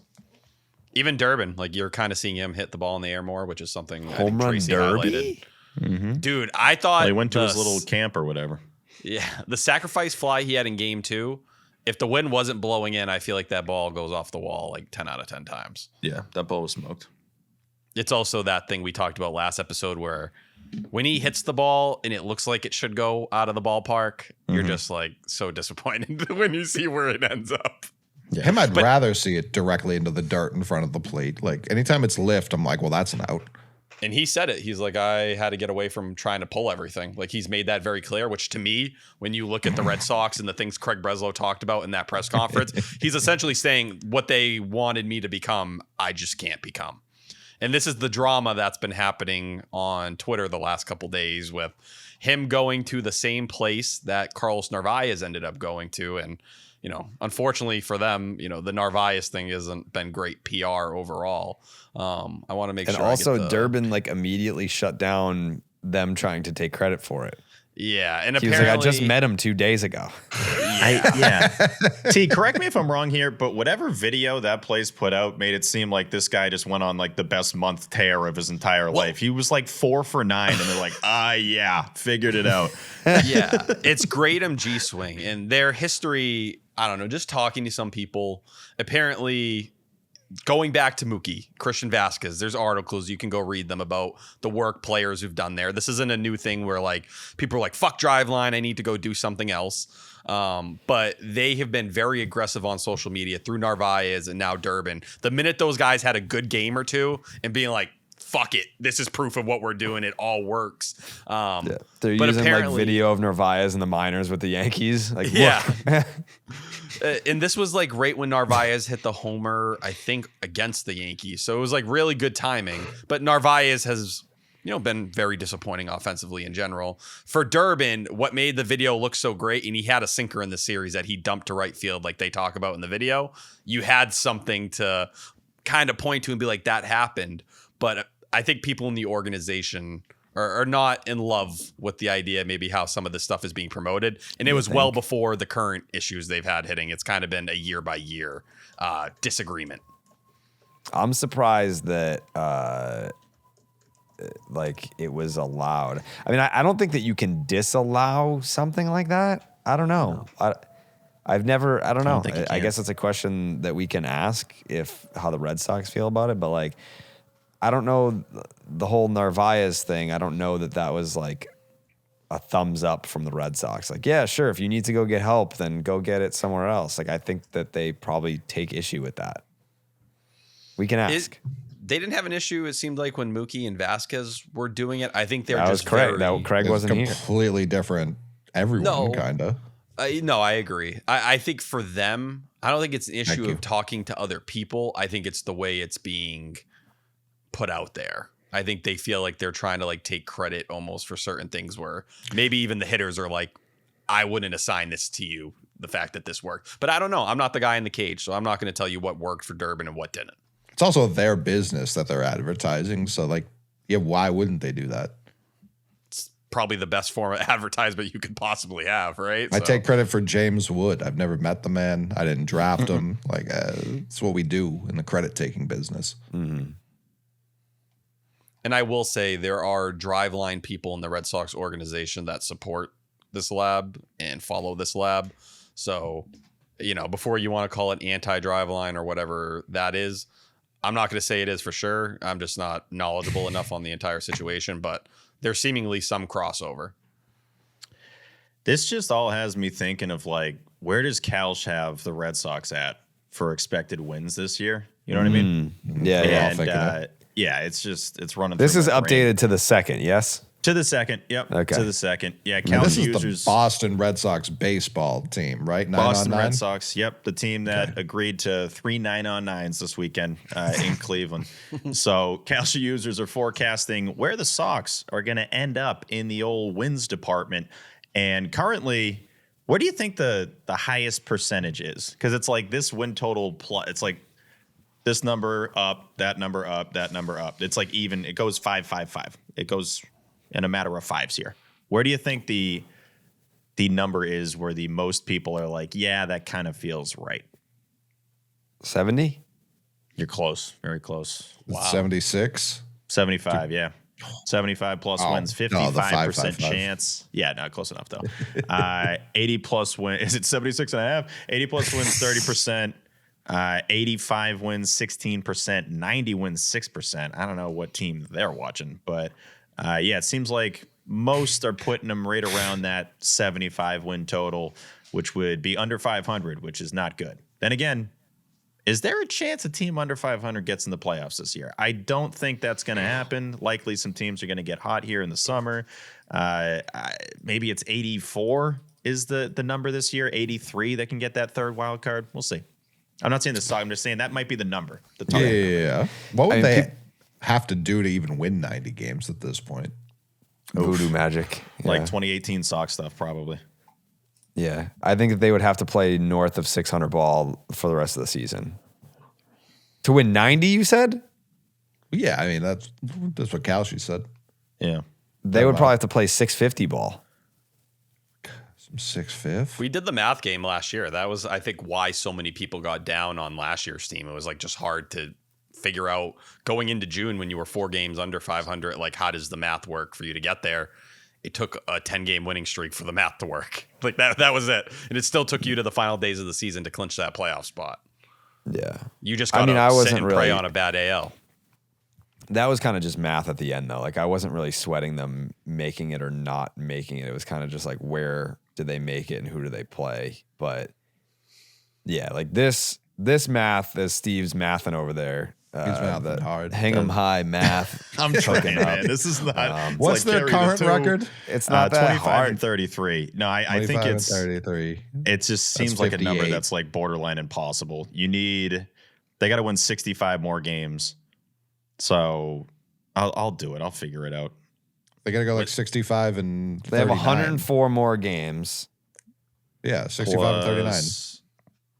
Is that it? Now we're mathing, man. All right. Yeah, because 65 plus 40 would be 105, and they have 104 games left. So then they have It's figured out, fellas. wins. Yeah, you said 30. Did you say 39? Yeah.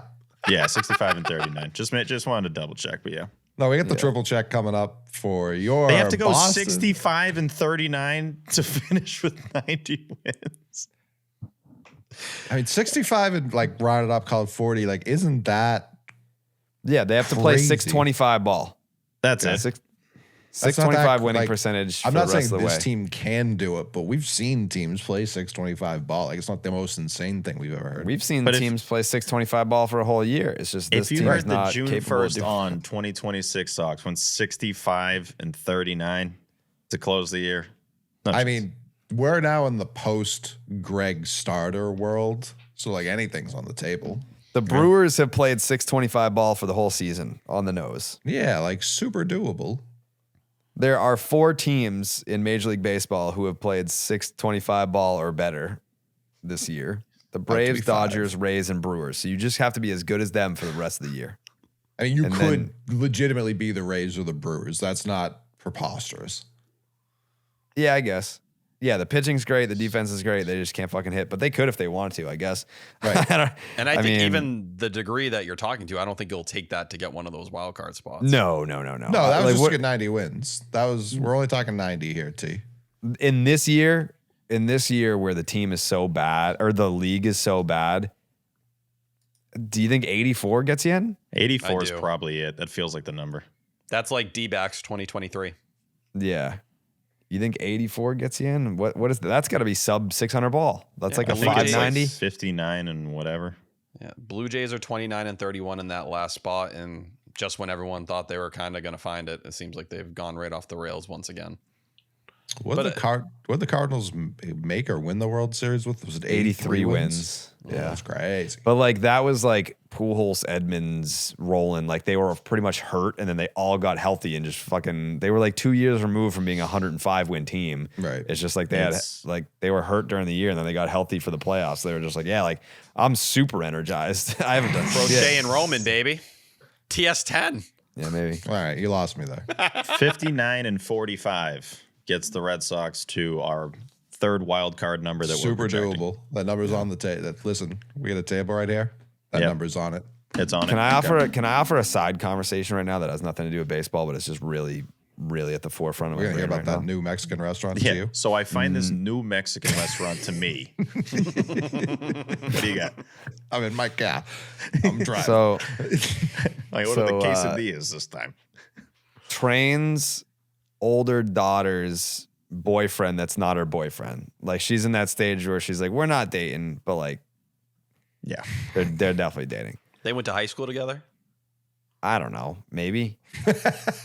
Trying to get a feel for the situation. None of my business. Yeah. Not We're not in the relevant to the story at all. Does he have a favorite color?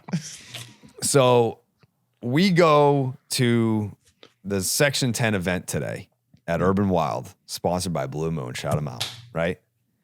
And I come home. I walk in the house. I go up the stairs. to, because I was dipping in the car ride. So I was like, I'm going to go brush my teeth before I have some dinner before we do the podcast.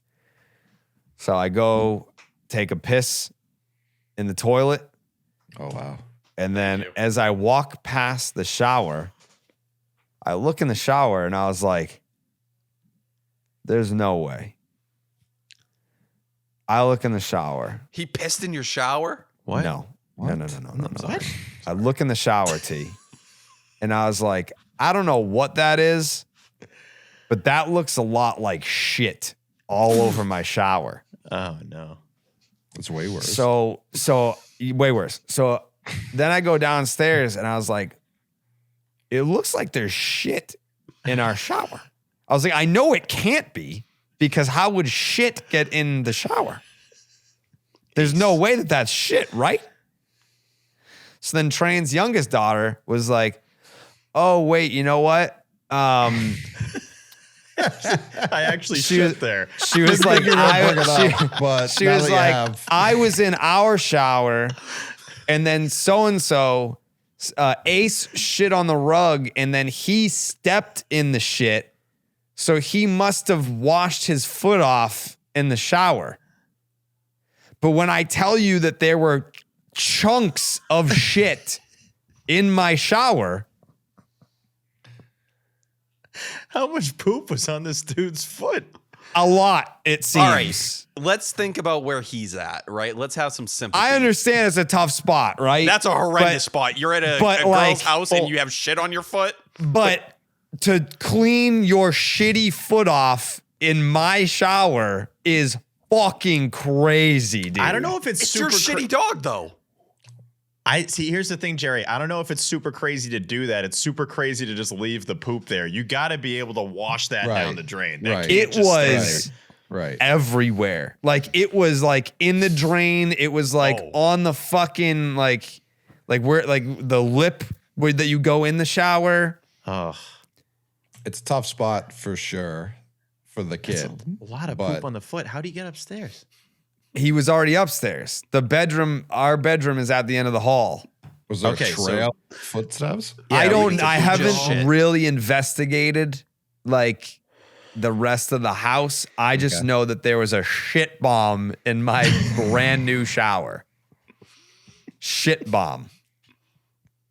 Like, I feel for him in his position, right? It's like, yeah, like not I great. Horrible have a spot. poop foot at this person's house, but like wouldn't you? I don't know. I guess like Got to let somebody You- know. There's. I Poop feel in like the you have shower. to like tough it out and like wait for her shower to like wash off like her tub. But to go into the parents' bedroom and just So like he had to go I'm through so my confused. bedroom into my How is bathroom. there no poop in the bedroom. There's got to be poop all over the place. There has to be a poop. There has to be. Did this intervention happen in front of him? Like, did you come downstairs and you're like, what the fuck is this? And he's sitting I don't there? think they weren't. I think that they No, it fled the scene. Oh, They yeah, fled the yeah, scene. He I was tossed the about to poop say. and got out of there real quick. Yeah. Yeah. So I mean, I'm confused at the physics of it all. I don't I've get how only you- met him twice. We've maybe said 2 words to each other. I could never be that comfortable to wash a shit off in a grown man's shower in his house and just leave the shit there. I'd feel bad washing the shit off in my own like parents' place. Like I'd be like, I'm very sorry, but like there's dog shit in the shower. Like to do it on the road is nuts. To do it on the road and then leave it there is crazy. Yeah. Do you think he added some of his own shit as like a fuck Dude, it you looked like it. to be like fuck It looked you like and human your poop? dog. It was everywhere. Yeah, I think he And- pooped. Like a revenge poop. What if he just shit himself and this was the cleanup result? There's a chance Dude. Ace is getting blamed for something he had nothing to do with. Dude, Ace is gonna shit like he's gonna do it. Yeah, you know, That's what like he we gotta just do our best to not put it in my shower after. You know, He doesn't shit Train's- he talked to Train's daughter after. Is like, you got anyone around here that poops a lot? Because like I gotta put this on somebody. It's like, yeah, Ace Yeah. poops a lot. Okay, let's just blame the poop. yeah, man. Like you gotta wipe that paper towel and then get like the residual off in the shower. Like You can't kind of go- like can't show face around here again after that. Like if I'm blocking if I everyone. knew it's one thing to have the shit on your foot and it's like, you know, the new girl that you're seeing and it's like, all right, this is embarrassing, but we can all laugh about that. But to then like rinse your shitty foot off in, I guess, call it her stepdad's shower and then leave the shit there. How do you dry this shit foot? Did he use your towel, Jerry? That's also a fucking great question, Coley. That's a great question. A foot with a sock and a shoe. That's very important too. What was on? Did he wipe the shoe off in the shower? That might be the most probable. Sounds like he was barefoot. I was about to say barefoot with skin. dog shit. Oh yeah. But then how is that not on the dealing. carpet? Is he one skip into the bathroom? There's no way. And that's why I asked about the footprints. To carry on a foot. I had been thinking this was barefoot the whole time. I think it was barefoot. I would assume like barefoot walking around the house. Because why would you wash your sock? Like at that point, just throw the sock out. Why would you? Agreed. Yeah, that's a trash job at that point. Yeah, I think that this was a barefoot shit, and then he just left it in my shower, which I think is. I'm not going to say in his defense, but the only thing that does jump out here is like, talk about a shock to the system. You're playing a road game, you're barefoot for some reason, and you step in a huge thing of dog shit. I call her? Do I call her and get the details right now? Yes. Maybe she directed him. I don't know. There's so many options here for what happened, but I am curious. She was probably embarrassed in the same moment, and she's like, what do I do? Oh, just head down the hall, just wipe it up in there, and we'll all be okay. She might have told her mom to be the one to have. She was with me. She was at Urban Wild with us. Yeah, you saw her. How did anything about the Red Sox record conversation spark this? Because it looked like there was some kind of carryover here. Both are shit. Yeah, they both suck. I was just thinking about like, man, like the Red Sox have such an uphill battle. They have to get to 90 wins, and I was like, and so do I, to just fucking survive in this world, you know? That's crazy. I would love to know how, honestly. First, I mean, I could call her. I don't know. Let me see. She was gonna want nothing to do with that. I don't know, man. Can you explain the shit? Yeah, your non-boyfriend left dog poop in my shower. Just trying to get to the bottom of it.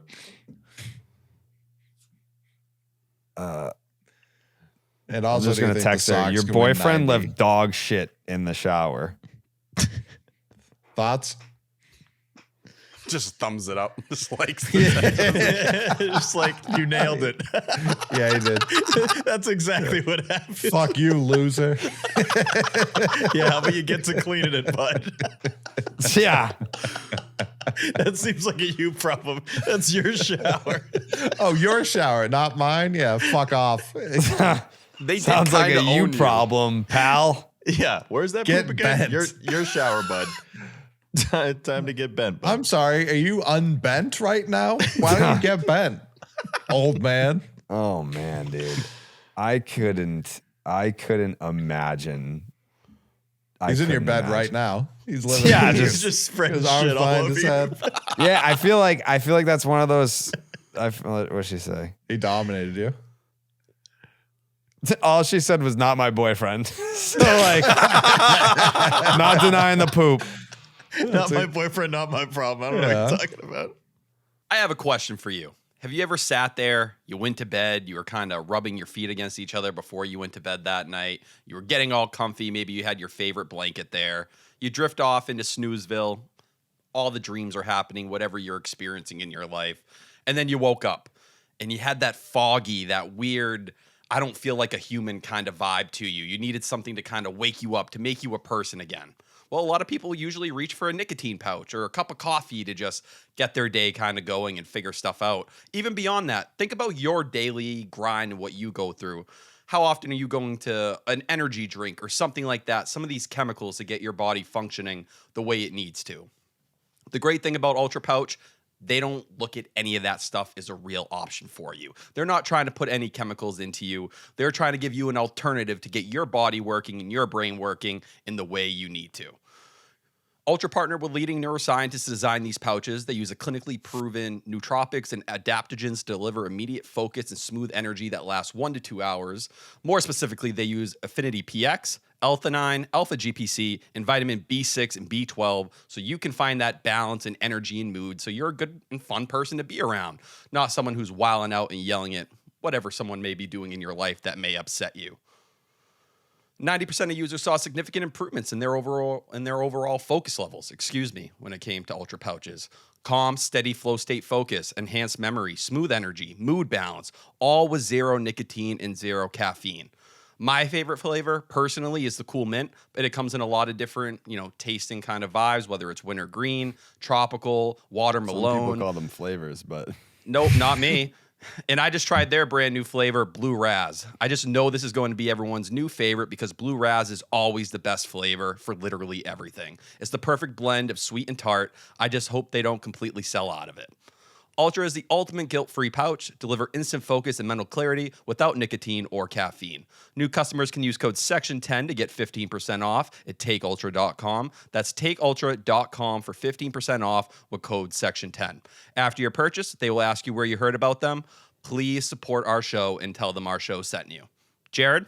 Yeah, it's summertime. Speaking of ice cream, for some, summer is their favorite season. Travel starts to pick up and kids are out of school and adventure is the focus. And for others, juggling it can all be very tough and can lead to overwhelm and counting down the minutes until the kids are back in school. And many worry that they're wasting the days of sunshine. I feel this way too, for different ways. It's baseball season. We're out here grinding and we're super focused on the show and making content and being at A&B. And then you look up and you're like, we didn't really do anything super exciting or anything for ourselves this summer. You gotta carve that time out. You gotta take care of yourself during the summertime. And there's one way to do that, and it's online therapy with BetterHelp. BetterHelp actually has over 30,000 therapists with BetterHelp. It's the world's largest online therapy platform, having served over 6 million people globally, and it works with an average rating of 4.9 out of 5 for a live session based on over 1.7 million client reviews. BetterHelp therapists work according to a strict code of conduct, and they are fully licensed in the United States. BetterHelp does the initial matchmaking work for you, so you can focus on your therapy goals. A short questionnaire helps identify your needs and preferences, and our 12-plus years of experience and industry-leading match fulfillment rate means that they typically get it right the first time. And if you aren't happy with your match, you can switch to a different therapist at any time from their tailored recommendations.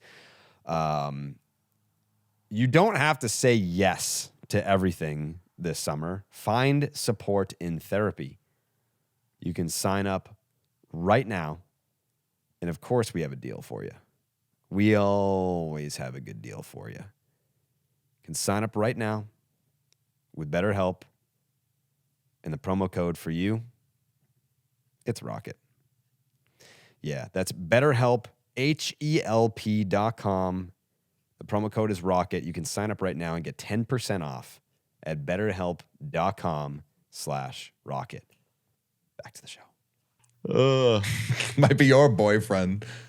This kid's having a rough day. Not claimed. Stepped in shit in front of her. I know. It's a tough This time. kid's- Fled the scene. This is a rough Sunday. I'd say he's crushing it. Yeah. He's like, I just put this guy in an absolute box. Ace is That's consistent, shitting anywhere but outside. It's pretty impressive. Crazy, man. Dude, like every day of my life, it's just like, hey, what's the worst thing you think could happen? What will tomorrow bring? Shit in the sink. I can't get over you being like, he pissed in the shower. Like, what would even the evidence of that be? Yeah, that's what I was thinking too. I'm like, that would have gone right down the drain. Well, I have heard of like the triple S method in the shower. Like if you're in a rush. The triple? Yeah, the shit, shower, shave, and like You don't 2 do minutes. that all in the same place. You do that in the bathroom. No, this is if you only have 2 to 3 minutes and you need to do all of these things at the same time. No. Stomp, shave, shower. Now I'm just thinking about what Coley said. Like the first thing I'm doing when I'm done with this podcast is burning those towels. Like New house. Just get a new there's house. no Jared. way Yeah, I think he you gotta sell didn't this place. use a towel that I put my face on to fucking dry his shit foot with. If you'll leave poop in a shower, you'll fucking use a towel and leave it there with poop Crazy on move. it. Anything's on the table. The towel's way behind, already leaving poop in a shower. Like He felt wronged. He probably felt like this is your problem. This is your dog. He took that towel, jammed it right in your pipes. He said, call the plumber, asshole. Might want to clean that shit while you're at it, too. She could not have cared less about the poop in my shower and just wanted to clarify, not my boyfriend. Yeah. That's fair. She's like, so I don't even know who you're talking about. Yeah. Gramps. There was someone here today? I don't know. An intruder. Yeah. Also not my problem.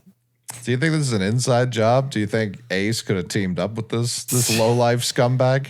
Ace, like, for as much as Ace willingly and knowingly and purposely shits in the house, he doesn't mean any harm by it. He's just like, got to shit. You know, what am I going to do? Dude. If I know Ace like I think I do, he bit this kid no less than 7,000 times. And he's like, you know what? Fuck these people. Yeah. Have you tried to make him shit outside? Yeah, of course. Well, do you just like encourage him or do you force it? No, I just give a good stay out there. Like, yeah, what are you gonna do about it? How do you force you squeeze the poop out? You just have a standoff. Whoever makes it out. Hold them. All right, Ace, I know you hate this, but it's time. Yeah, he's not a bottle of ketchup tea. He's a dog. All I'm saying is, Give him a if you quick sat hug. there and you refused to shit until he shit, somebody's got to shit first. Nah, I tried that with Kemba in the early goings. I was out there for like 3 hours. He would just be sitting looking up like, I don't know what we're doing, but I'm fucking with the vibes. Like, Red Sox lose 4-3. Yeah. Hell of a middle game, though. Mm-hmm. Hell of a middle Another game. 9 on Sonny 9. Gray. Huh? Another 9-on-9 on Saturday. Oh, yeah. Classic 9-on-9 on Saturday. And I don't know. How did you guys feel about Sonny Gray's outing? Was that like this is great that he went out there and went 6 and, punched out 7, only 1 earned run. He looked great. Or was it like, oh, you're auditioning for another team? Are you guys at that point yet where you're like, oh, this is a great audition for another team? No? No. Okay. No, this is, I mean, there's 7-3 when he pitches. He's a dude that I know a lot of people didn't think he could be the number 2, myself included. And I still don't think he is. I think they have like 4 number 2s, if we're being honest at this point. That's kind of what it feels like. So, no, Sonny's, again, you always feel like he's under control. He knows what he's doing. Even if there's traffic, he's never really that worried. Seems to work well with Wong. I'm never worried about Sonny Gray, honestly. And this was a massive start considering the position the Sox are in. I know the final score looks lopsided. It was a very close game the entire time, and he kept him in it. I thought the way the game started with Bazana and Jose Ramirez immediately knocking the run in, I was like, oh no. Because everyone kind of hit another rock bottom point after dropping game 1, 10 games below 500. First time since 2020, we're really falling through the floor. But by the way, he really locked in. I'm sorry for cutting you off, but I couldn't believe the Chris Smith stat where the Yankees haven't been 10 games under in your lifetime. It's crazy. Since 92, right? 1992. Insane. Nuts. Yeah, no, when I saw that too, I was like, holy shit, what is this lifetime of Red Sox baseball been for me? But I think for Sonny Gray, he is a different guy since he's come back off the IL, and it continued in this start. 14 whiffs, 8 on the sweeper. Like, that is vintage Sonny Gray. That's the guy they were betting on.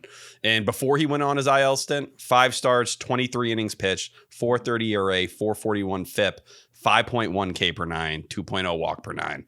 After the IL stint, 5 starts, 27 innings pitched, 2 ERA, 2.69 FIP, 9.3 K per 9. 3.0 walk per 9.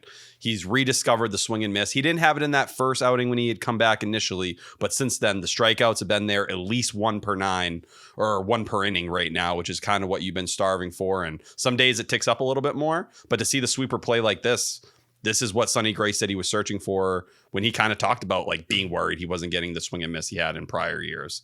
So I think for him, he continues to do a great job. And no matter if it's the Red Sox or winning games or if it's him eventually being traded, it's a win-win no matter how you look at it, because you just want him to go out there and perform.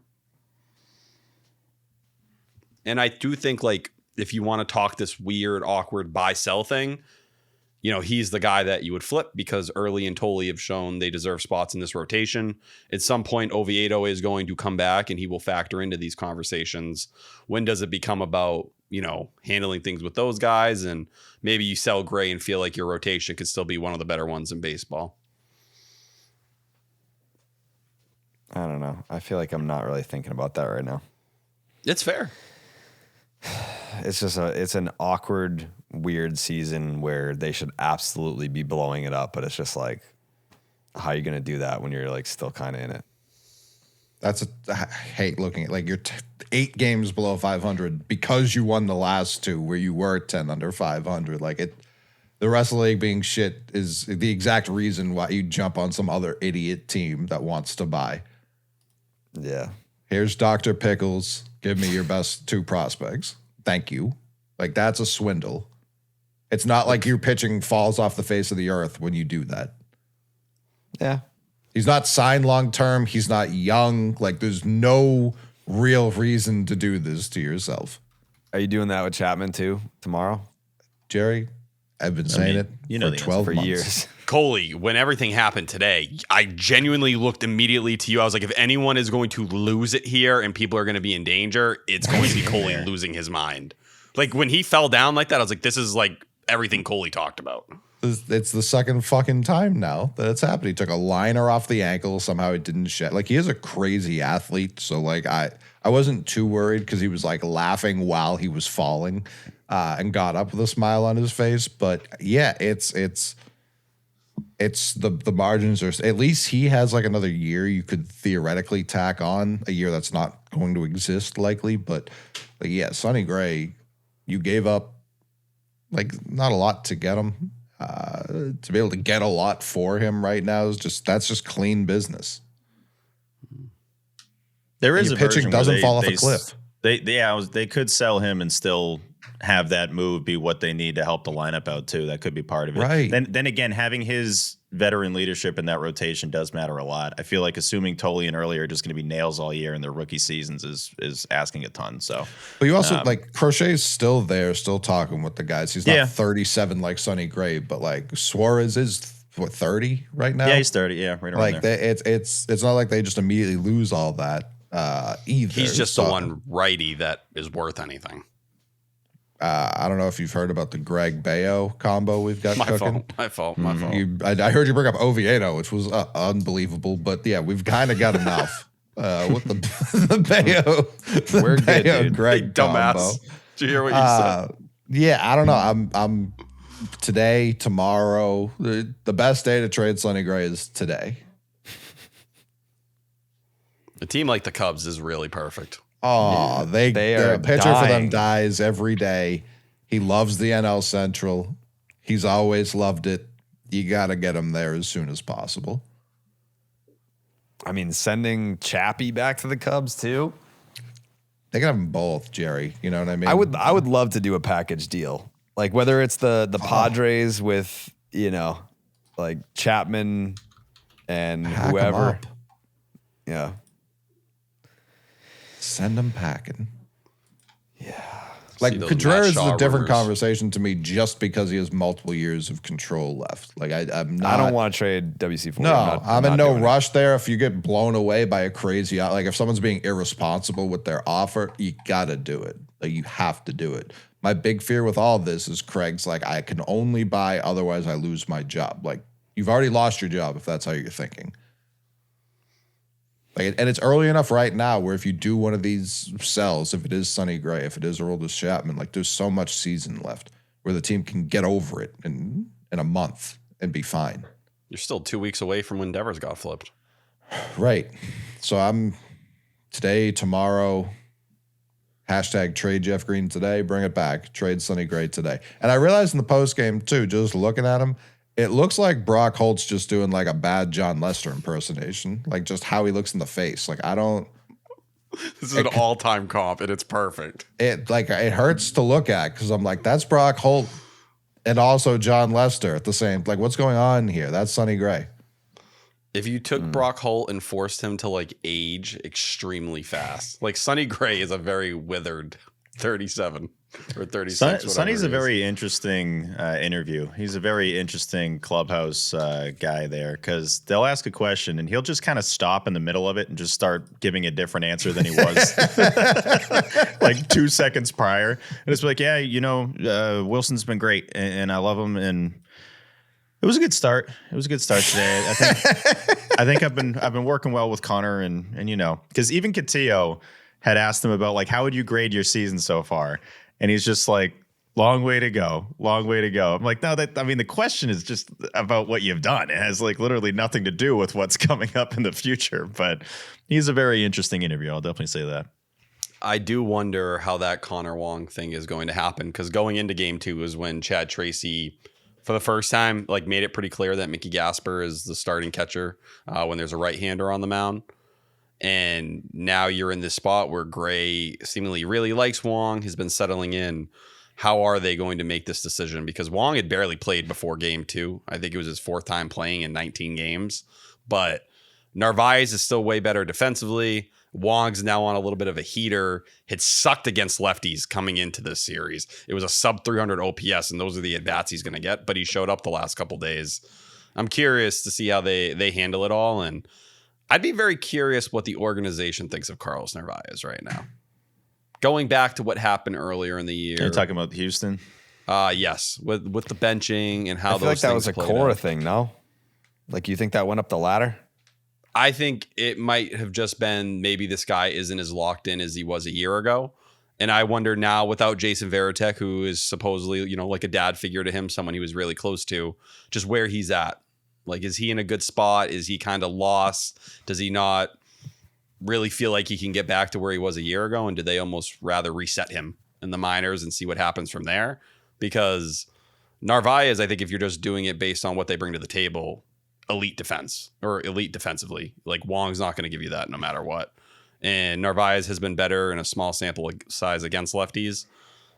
I don't know. Like, if you were asking me just to make a straight up decision without much context, I say Narvaez. I feel like the Wong and Gray stuff might end up being a bigger deal. Another pro to trading Sonny Gray. And he's another one of those guys, like very Weissert-y in how we hear about how he's viewed in the clubhouse. Like a guy who is just seemingly very well liked, very appreciated. And I'm not agreeing with it, but it's something that's in my head during the convo. If your name isn't Rafael Devers the last 12 months, I've heard about all 26 guys on this fucking team being the best guy you've ever heard of. Yeah. I've never seen a better guy. And I'm not saying they're bad guys, but I can't think of a single player outside of Devers who they've said a like single disparaging word about. Yeah. Well, he wore headphones, Cole. And it's like, I don't really, it can all be bad true. Guy. It can all be true. They can be the nicest guys in the world and they're the best of friends with each other. If you don't win, I don't care. I don't care. I'm sorry. I don't care who your friends are. Yeah. I'd rather have a bunch of assholes that win instead of the besties, the Boston besties in the clubhouse. And it's like, give me some great, bad guys that can hit home runs. That'd be sick. Like this guy Trev, what a leader. You just don't see him like this, and it's like, I don't give a fuck, man. It's not great. Wong is up to a 99 OPS plus on the year. It's just he's been not good against lefties. We need more average hitters. Honestly, you're right. Kinda. Average would be awesome. Yeah. But if he can't hit lefties, then what does it really matter if that's all he's going to face? Yeah, you tell him, T. I don't know. I was totally fooled by that ball, man. I thought it was gone. I could have sworn that was gone. That was one of those ricochet off the metal jobs. Yeah. It took until that super close up. I don't know why it took so long for them to get that, Nesson. But like after maybe 10 minutes, it was like, oh, okay, we actually have it here. It hit the top of the wall. So up until then, I would have bet everything that was a home run, and I think Connor would too. I didn't know it'd been that long. I really didn't. And then doing simple math, the fact that he had never worn the Wally head is just crazy. And it's even sadder that now he has worn the Wally head, but it's for a non-home run. Like that sucks too. Yeah. We got to get him a Wong Dong. What was it, September of 24?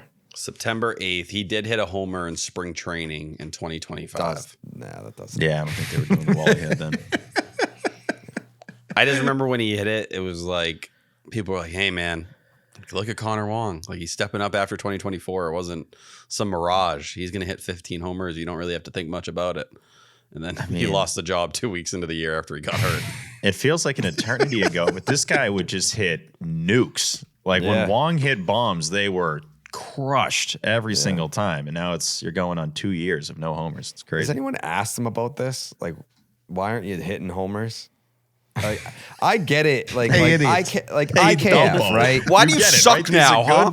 It's not why do you suck. It's how do you go from a guy that can hit 450 I foot would home love a runs? dude in the clubhouse saying, "Why aren't you hitting home runs? You fucking Stupid or moron!" something.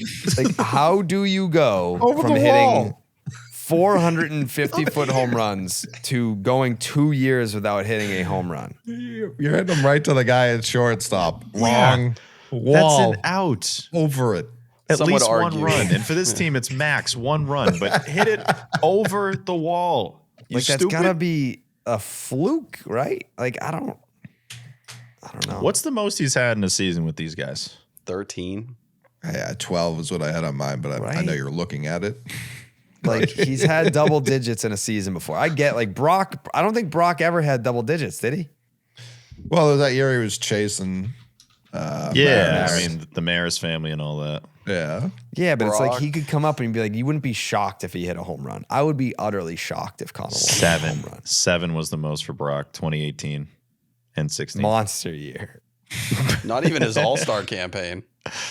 Yeah. It would take Connor Wong 17 years to hit 8 home runs. Yeah. 2019 Like, what was, was- the year that the Maris family kept showing up. He finished with 3.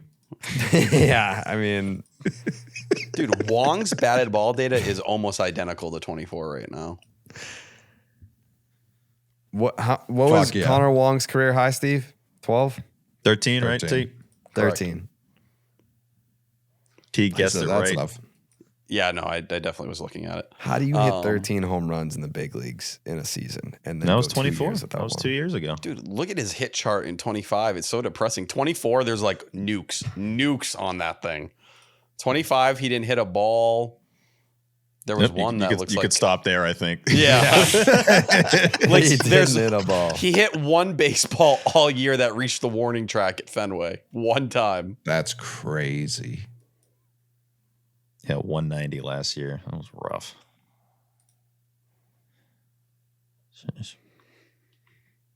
I'll get him out.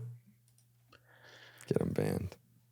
He can be Gray's Mirabelli, in Chicago, It is. or wherever the fuck. The stats against the Guardians are crazy. I don't know if you saw that T in the post game. 442 against the Guardians for Wong with a 1329 OPS in his career.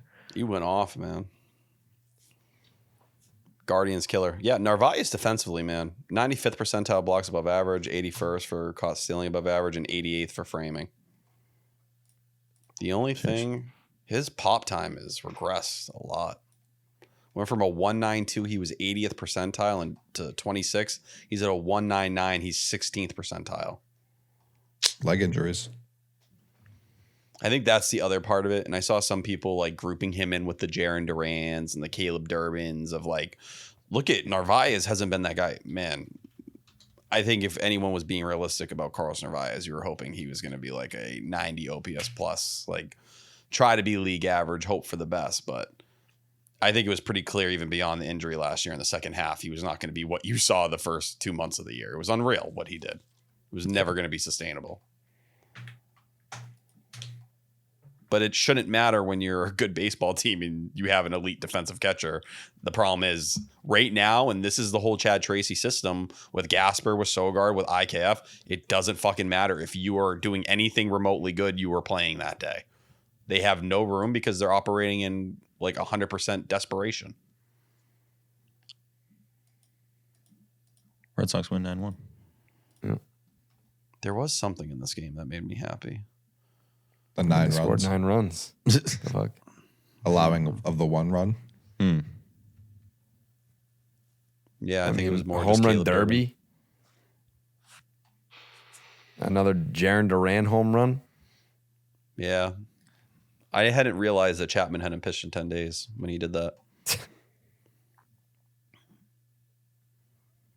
I mean, yeah, that's how that goes.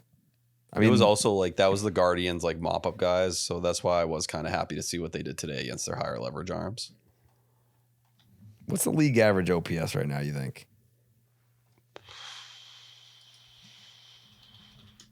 To start with a 7?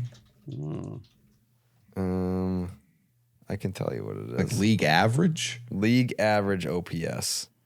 Like a specific position or No. Low I'm trying- sevens. like, yeah, what would 710. that's about what I would have thought. League average OPS is 710. What if I told you Jaron Duran was creeping up on that? How many I songs are told over you he was there? almost there. Yeah, After he hit 9 home runs in the month of May. you made Second him most in the AL. He's at Some words. 695. 695. Sick. Mhm. He's almost there. I would say home run derby's got a little ways to go. Oh, he's creeping too. Just a bit. Just a bit. He is He might creeping. start slowly getting off those worst OPS lists. Like if he keeps this pace up, he might get off those top 10s. Yeah. Those sinkers coming into this start, he was being, man, like targeted. -6 run value against sinkers this year for Caleb Durbin. 163 batting average, 224 slug. It's crazy. Shout him out. Red Sox win 9-1. Okay, then the finale today. Ranger Suarez. T, classic mixed bag, brother. This is 5 innings, 8 hits, 4 earned runs, but he struck out 10. The fuck was going on with Ranger today? He had whiffs too, man. 17 whiffs in this start. Like he was actually out there failing at a bet. You start to look at the rest of the arsenal. A lot of the curveball, 25% usage. It was 14 on the year. Cutter was up about 4%. Four-seamer was up about 5%. Just came back on the sinker. Almost cut his yearly usage down from 29% to 15. Changeup was down too. But a lot of whiffs. There was traffic, but I think more than anything, you're hoping to see him work deeper. And he did get screwed by Masataka Yoshida with the drop ball in the outfield. I do think that ended up costing him an inning. But yeah, kind of the consistent thing with Ranger where we probably saw his best strikeout stuff, but a good amount of traffic throughout the entire start too. Yeah. I think that's his second time this year getting up to 10Ks, if I'm correct. Wasn't he sniffing that for that 8-inning 1-hit piece? I think you're right, Steve. I think you're right. Yeah, he got 427. That was the 8 innings against the Blue Jays. Okay. Classic mixed bag for Suarez. Was kind of hoping this would be 6, 7 innings. I know Coley's not here, but he would do it. And just put you in a spot where you didn't have to, put up 5, 6, 7, 8 runs like they had to today. But It was kind of like the panic situation where you knew you were going to have to lean on your bullpen really hard. yeah. And that was the tough spot there. But credit to those guys like Tyron Guerrero stepping up, Giovanni Moran stepping up, like even Weissert getting in there and doing his thing. It ended up being a pretty big game for those guys in that bullpen. And there hasn't been a lot of those moments lately. I think everyone's been terrified anytime that group enters the game. But who knows? Even in the 5th inning, right? Like when you have the ball fall in that Jose Ramirez hit, it still would have only been the second out. And he got touched up after that too. So just not ideally what you're looking from Ranger, despite him having his best swing and miss stuff we've arguably seen all year. You know who looked good in this game? Greg. Let him know. Clean inning Greg. 1 hit, 1K. That's kind of what clean inning Greg does every single time. Yeah. 1 hit, 1K. Yep. Yeah, sure. No runs. I also, if you give up like anything to Austin Hedges, I do lose an ounce of respect for you. I'm sorry. That's fine. Not a real major league hitter at all. No. The Red Sox managed to score 18 runs in 2 games. I don't know that there was a period. No. Actually, yeah, I mean, obviously the game that they scored 17 and then fired everyone. But like back-to-back games where they scored 18 runs, like that couldn't happen more than outside of the 17-run game. No chance. I mean, you score 6 in the 7th inning in the finale and then 6 in the 9th inning in game 2. So after the 6 late game situations, you have a couple 6-run innings. That's just they just do. It's such a weird team, man. And even talking to so many people at Urban Wild today, But like, how do you feel about the Sox? Like, where are you at right now? And I think a lot of people that listen to this program are in a similar boat that just don't really know how to feel, because I think it's kind of a simpleton take to say they just suck. I don't know if that's fair, honestly. Like, you look at the roster, the rotation. I like that OPS May stat. You got me there. I definitely didn't think they were as high as 8th. I don't Like, think anybody really thinks that. I don't. Yeah. It hasn't felt that way, certainly. But there's just a lot of pieces. Like, they do have pieces. They certainly have guys that can put you in positions to win. They're just not having timely hits. That's consistently been the case.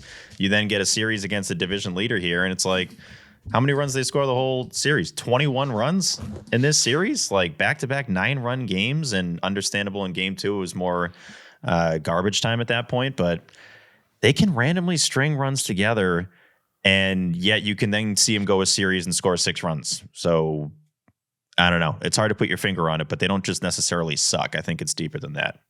Jared?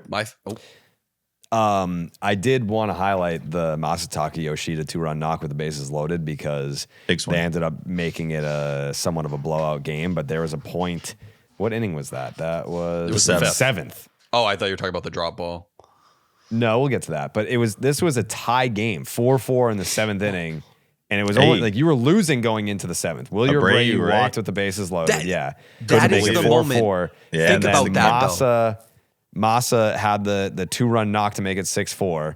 So yes, T. The Abreu AB is kind of the game. That is such a moment in a year where everything has gone wrong with you or for you in terms of the ABS, where for once that was strike 3. He was 100%. Out, and the Guardians had blown their challenges, and the reaction from Austin Hedges behind everyone was just like, he grabbed his helmet. He was like, fuck. Like, that was the game. They made the pitch. They should have been out of it. That inning should have never happened, but they fucked up on the ABS side. How refreshing from the Red Sox side to see some other team have that moment, because it feels like the Red Sox have had a weekly moment like that all season long, whether it was not challenging or, even early in the season when you had that moment in Cincinnati. And that's bases loaded, right? Because that walks in the run there, game tying run. So I was looking it up earlier in the series. The Red Sox with the bases loaded and 2 outs were just atrocious this season. I think it was like 0-70 or something like that. Like, they consistently were not getting the job done. And that passes the eye test too. There's been a lot of situations where they have chances to score runs late in innings and they just can't do it. That was a game changer. That reminded me of Cincinnati, honestly. Like, that's the first series that came to mind where it's like, we would love to challenge this, but we're idiots and we don't have any left. Not going to lie, since we had the watch party, I didn't see the challenges they messed up, the Guardians. I didn't see where they missed them necessarily, but by the 7th inning to not have either left is very Red Sox of them. That's not like an opposing team that they play. That's normally what the Sox would do. So massive play there that gives Yoshida the chance to make up for the drop. Yeah, the Red Sox had 4 pitches overturned in this game that they ended up being right about. The Reds burnt one with Stuart Fairchild on the 5th, and then Jose had a mess up in the 6th, where they both challenged pitches that they thought were balls that were certainly strikes. I was just like the Reds. I just said Reds. I said the Reds. It was because we were talking about them. No, Guardians, I mean? But that was a classic case, though, and you alluded to it, too, where it's like, I think everyone in the building knew that was a strike outside of the ump, and it's like that. You got to be able to have a challenge left there if you're the Guardians. Like, that was the game. That was exactly it. Mm-hmm. Like, nothing happens in that 6th inning if he strikes out there. More likely than not, you lose the series. It's 4-3, and we're talking about, them dropping what I believe they had lost 7 straight rubber games. So this it was bad. It was something around there. Yeah. We've come into so many of these as losses. Mm-hmm. But yeah, Steven, to your point, 143 with a 508 OPS with 2 outs and the bases loaded. Sheesh. That's better than what it was. I think that's like double what it was after game 1. I think they were like 0.75 or something like that. So. Yeah, goddamn. So that's where you're going to play the game with the offense, where like you're excited by some of the stats you look at for the month of May, but you know how bad the runners and scoring position issue is. Do you believe that can get better? Is that bad luck? And in reality, some of the guys that are doing damage, how long do you think they will actually do damage for you before they flame out? Yeah, but all that to say, you were losing coming into the 7th. You get the Wilyer Abreu bases loaded walk. You get the 2-run knock from Massa to make it 6-4. Now you're feeling pretty good about yourself. And then on a pitch that was over his fucking head, IKF comes up with an RBI knock, makes it 7-4. And then you finally get your laugher, your ultimate breathing room, when none other then home run derby. Hits a fucking triple to drive in 2 more, making 9-4. So yeah, that's the difference, right? Like when we were watching the Red Sox win some ball games and we were like, oh, okay, maybe the tide's turning, or when they swept the fucking Royals, it's like you're still winning these games like 3-2, fucking 2-1. And so you're winning, but you're not scoring any runs. This is how you get your 9-run performances. You get the IKFs of the world, the Massas, the fucking home run derbies, all those guys. Like if it can't all be Wilson Contreras and Wilyer Abreu. I mean, the fact that Jarren Duran's on fire right now, like that's a big leg up when you have 1-0, 1 batter into the ball game. So it's just nice to see. I don't buy it. Like I'm not like, all right, yeah, here we go. Like Durbin's gonna be great from now on. Like I need to see a little bit more. I just couldn't imagine you winning a ball game that didn't have Ceddanne Rafaela and Wilson Contreras in the lineup. Like when Rafaela got scratched, it was like, all right, we know Contreras needs some days here for the hand issues. Yeah, he dove at Fenway. Apparently, that's what was barking. So I did it. I'm sorry, Reddit. I knew I was going to use that. It had word. been a while. It was aching. I think you got away from it a little bit. I'm trying to get away. Wasn't from that diving catch when they were already down by like 50 runs too? Like when he did it, I was like, I appreciate the effort, but like, don't get hurt over this. Like 5% catch probability though, pretty damn good. Fun stat right now in terms of the Red Sox and their most valuable players. I better have fun when you say this. Wilson Contreras and Ceddanne Rafaela are tied for the highest F4 on the team at 1.8. Would you like to name the next 2 players on the team? Wait, you said Contreras and Ceddanne? Yep. Okay, so the next highest WAR, not counting pitchers? Yes. Okay, so that would be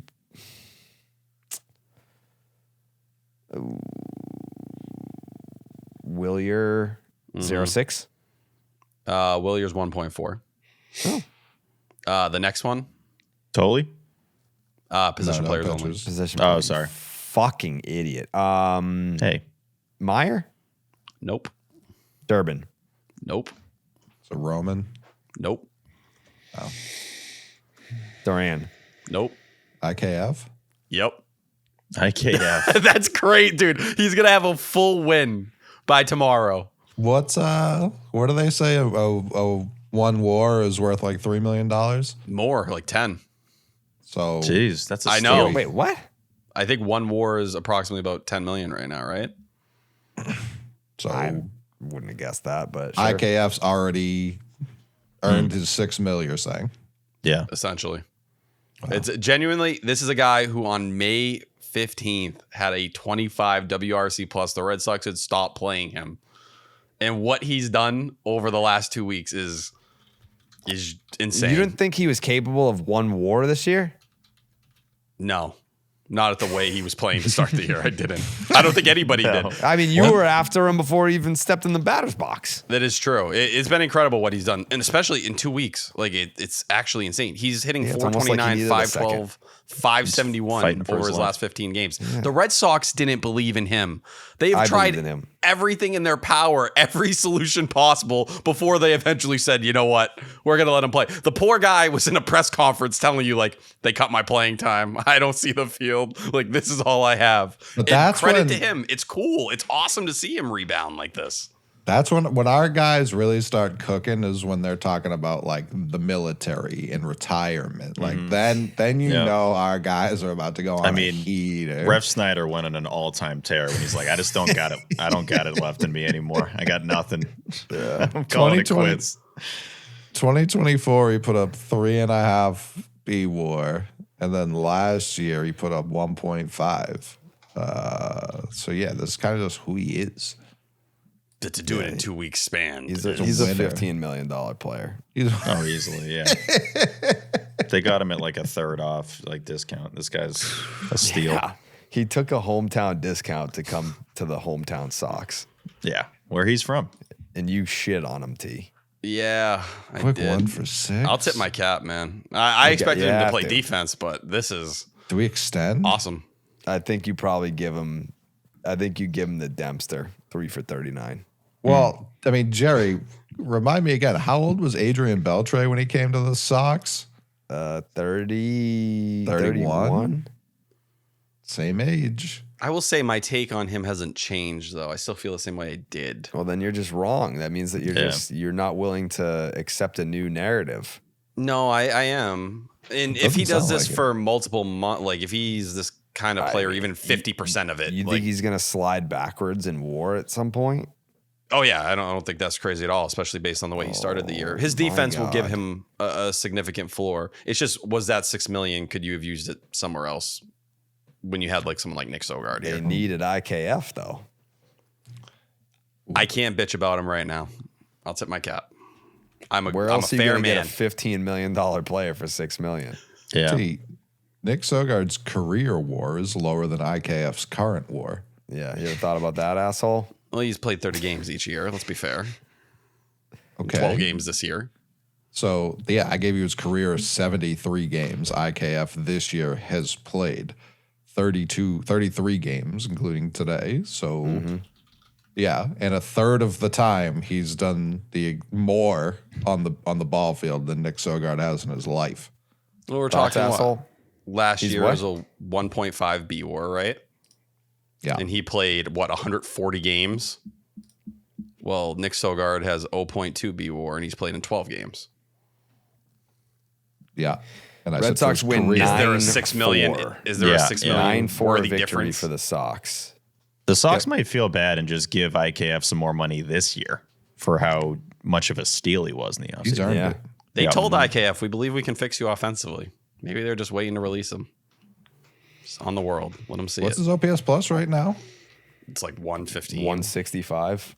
It was 125, and I know Baseball Reference has not updated with today's numbers.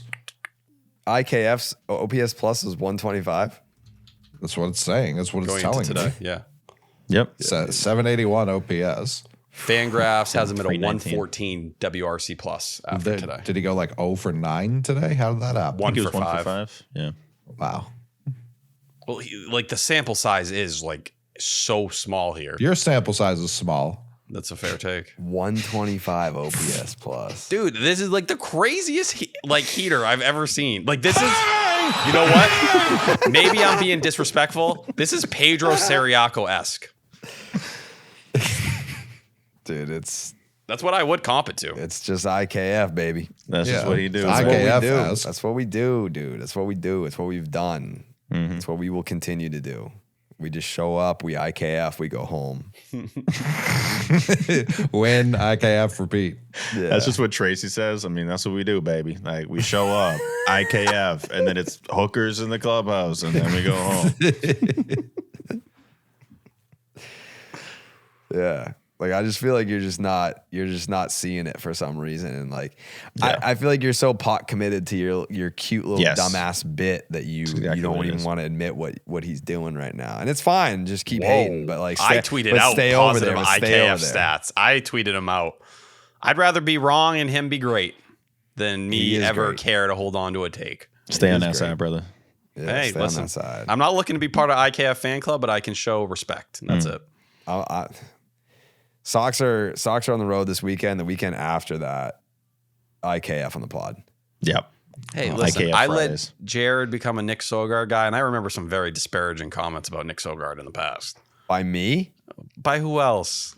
I didn't say a fucking word Quote, about him. Tyler likes shit players like Nick Sogard and Tristan Casas. I stand by the Casas one, but Okay, I've okay. never said that about Nick Sogard. Outside of that time I said it, I've never said that. Yeah, I did not. How say dare you that. besmirch me in front of these people? Yeah. I mean, I like Casas, but he's made me look stupid too much, and I can't be looking dumb like that no more. We're starting to do rotational I called swings. like in spring training, I called Tristan Casas a potential secret weapon. Like, what a fucking dumb take that was. Super secret. He got hurt. It happens. He always gets hurt, T. It's a fair take. Yeah. You know who's healthy as an ox? IKF. Yeah. Dude, like, let's look up some Hall of Famers who have a 125 OPS plus. The way he swings the bat is so interesting. He's like kind of dancing around in the box. It's weird. He's like, he doesn't say stay still. Jerry, Very no, angry too. his number 6 similar batters, similarity score on Baseball Reference. Pete Rose. Pokey Reese, even better. Mm-hmm. You know who had a career 125 OPS plus, T? Who? Yogi Berra. Wow. Roy Two great Campanella. defenders. Yoenis Cespedes. Eric Hall of Davis. Famer. J.D. Drew. Eric Davis? Oh, yeah. Ryan Howard. Dude, he's Ryan Howard. Legitimately, all the guys he's similar to are like Mike Aviles, Luis Sojo, Aaron Maglio Miles. Ordonez. Jeez. This guy Bernie. has a 10% Bernie walk Williams. percentage. 10 fucking George percent. Sisler. Dude, he Yeah. has a better OPS plus than Jose Bautista's Bautista. career, man. Dude, look Which- at the BABIP. It's 375 this month. Or this better year. than He's ahead of Nomar. Nomar Yeah. by 1. Look at that. Andrew McCutcheon, better than him. Kirby Puckett, better than him. Hanley Ramirez, better than him. Kevin Youkilis, better than him. Listen, Edwin Joey, Enchiladas, better than him. Dude, 464 BABIP for IKF this month. Manny Machado, better than him. These are all guys that have like hundreds of millions of dollars, and IKF wipes his fucking ass with their careers. yeah, this, I'm not 460 fucking BABIP. Let's. yeah, listen, that when you hit it off the top of the wall, yeah, that'll do it, T. Yeah. I mean, Anthony Rizzo, better than him. Andre Ethier, better than him. Paul Molitor, Scott Rowland. These are Hall of Famers, T. IKF's my daddy right Baines, now, man. I can't Justin really say Turner. Everyone He's wanted better Ketel than Marte. all of them. Yeah, Ketel Better. Marte for his career. got him right here. man. Hey, LeBron, we're all set. Yeah. We got IKF. Death beams pointed at the earth. Give I me want IKF. What'd you guys think of that line in my article? That was I wrote on great. Patreon. Thank you, good, Steve. I knew you read it. Jared? It was fucking awesome. Yep. Coley would never waste his time reading that, so I'm not going to ask him. That was such a sad, like, please tell me that you read it. And then he just didn't. Nope. No. Did you read it, Coley? No. Coley would never do that. No. Why not? He has important things to do, and reading my Nick Sogard love letters. Yeah, I've I'm heard guessing not his, very high on I've the heard list. his love letter. It's on every episode of the 10. Coley's also very anti Nick Sogard right now. I'm not anti Nick Sogard. How dare you put He words had in my very mouth. mean comments about the first and third inning in the second game First, third inning. when he had a chance to come up and do something, and he just grounded out immediately to kill both rallies. Oh, well, that ball was directly down the middle. It was down he the also, I mean, He's could have hurt. challenged that situation there where what's his face was throwing a ball every 3 seconds, and he would have Yeah. walked in a run there, right? In game 2, I believe. Yeah, game 2, middle, and he's like, I'm all set. Nagging injury, cannot bat left-handed at the moment. Is pussy swollen, T? Man, no. Nope.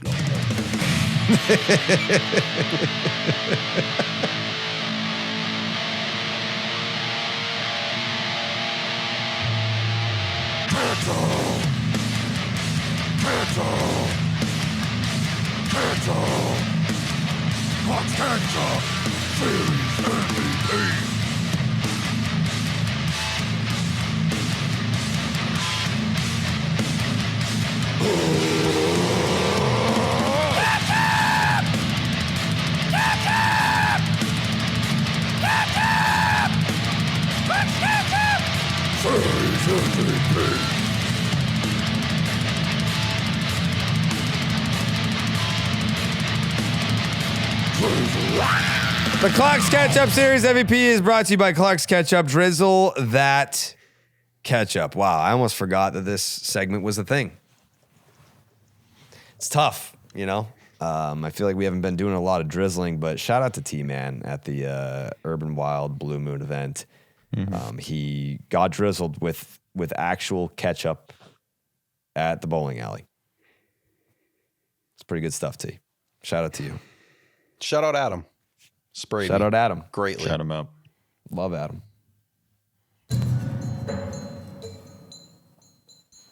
Okay. Wow, it's been a minute. You know what? Since you got drizzled, T, I'm gonna let you have the first vote. Me? Really? That's you, yeah. Never seen you do that before. This was a weird one to me. It felt like everyone was kind of going right to Jarren Duran, and it was understandable. He had like the two bigger swings. The home run to start today's game, the day before, kind of the one that put the game away. But it felt like Caleb Durbin's hits were almost just in spots that meant a little bit more to where they were in some of those games, especially when they were trying to get something go offensively. It might just be because we were so happy just to see Caleb Durbin do anything. I did go with Jarren Duran as my vote, but it was a lot closer than I think it is for most people. In terms of packets, Connor Wong, eat one. IKF, I'm going to feed you a packet as well. Definitely deserves it. Beyond that, Sonny Gray needs a packet for what he was able to do in that start. Extremely impressive. Brayan Bello, I want to give him a packet, but he's not deserving of one just simply because they didn't win the game he pitched in, and we still needed to work an opener, and that ended up costing you that game. A packet for turning in the corner. I guess. I'm not going to go that far. Yeah, he did. I'm not taking that away from him. But yeah, I think that's kind of where I'm gonna end on this one. So who are you voting for? Jarren Duran. He's got Duran, yeah. You get Duran. I thought you started it off by being like, I'm not voting for Duran. I think Durbin deserves more consideration, but in the end, I still ended up going. But not by Duran. you. No. All right. Yeah, Jarren Duran in this series hit 308 with an 1144 OPS. That OPS led the team in this series. Did not have as many hits as IKF, though. I'll say that. He didn't. He just didn't. What's his OPS if you remove the Judge home run he hit in game 2? I don't know. It's less. But I do know that IKF led the team in hits this series with 5. Duran had 4. Home Run Derby had 4. As far as RBI is concerned, Duran leading the team with 5. Also, Durbin has 5. Runs scored. Marcelo Meyer scored 4 runs. IKF right there with 3. Connor Wong with 3. Duran with 3. Total bases, Duran 10. Durbin 8. IKF 5. Extra base hits, Durbin 3. Connor Wong 2. Duran 2. Home runs. The only home runs in this series were Jarren Duran's home runs. Red Sox hit 0 home runs besides Duran. Back-to-back at bats. Yeah, also true. So, I mean, I think it's a pretty simple one for me. I'm going to go Jarren Duran. The McMahon. So you reading all those stats and me like correctly identifying that as a Judge home run. Like, I'm glad he's hitting the shit out of the ball again. I'm glad he has turned his season around and has been as good as he is. Under the constructs of Ketchup, that middle home run meant absolutely nothing. Or that first home run meant nothing. And that means he didn't lead in total bases. If I'm removing that, he didn't lead in any of the things.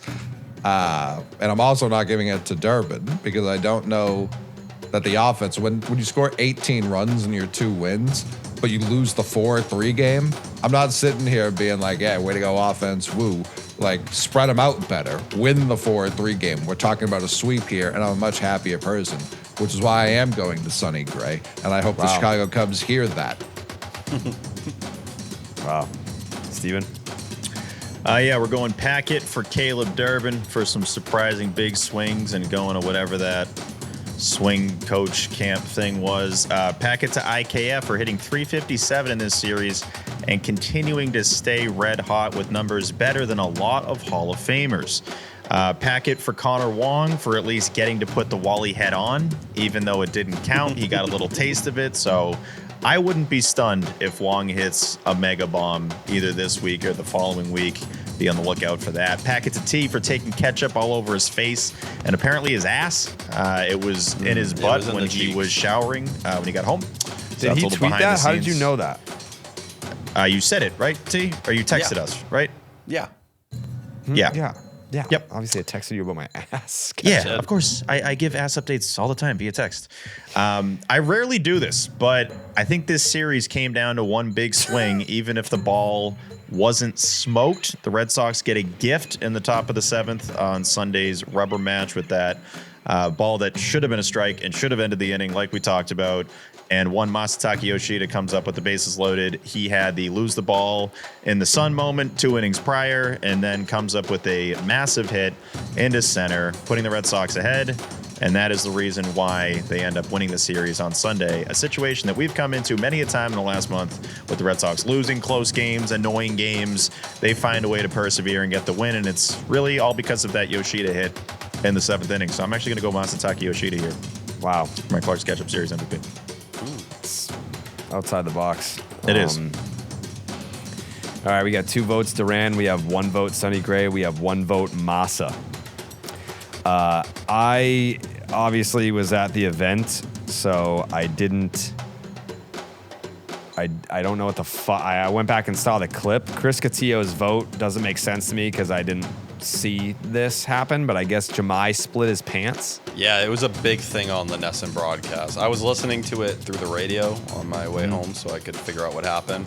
But even in the post game with Duran, they like brought it up to him. He didn't really react to it, but they're also crediting it to this new thing Duran's doing with his belts, where he puts a teammate's face on it. So Meyer was a couple days ago. He did Trevor Story in this one. So 2-0 with the belts, 2-0 since the meteor hit, and 2-0 since Jemai ripped his pants. Okay. Chris Castillo voted for Jemai's pants. Ugh, I hate that.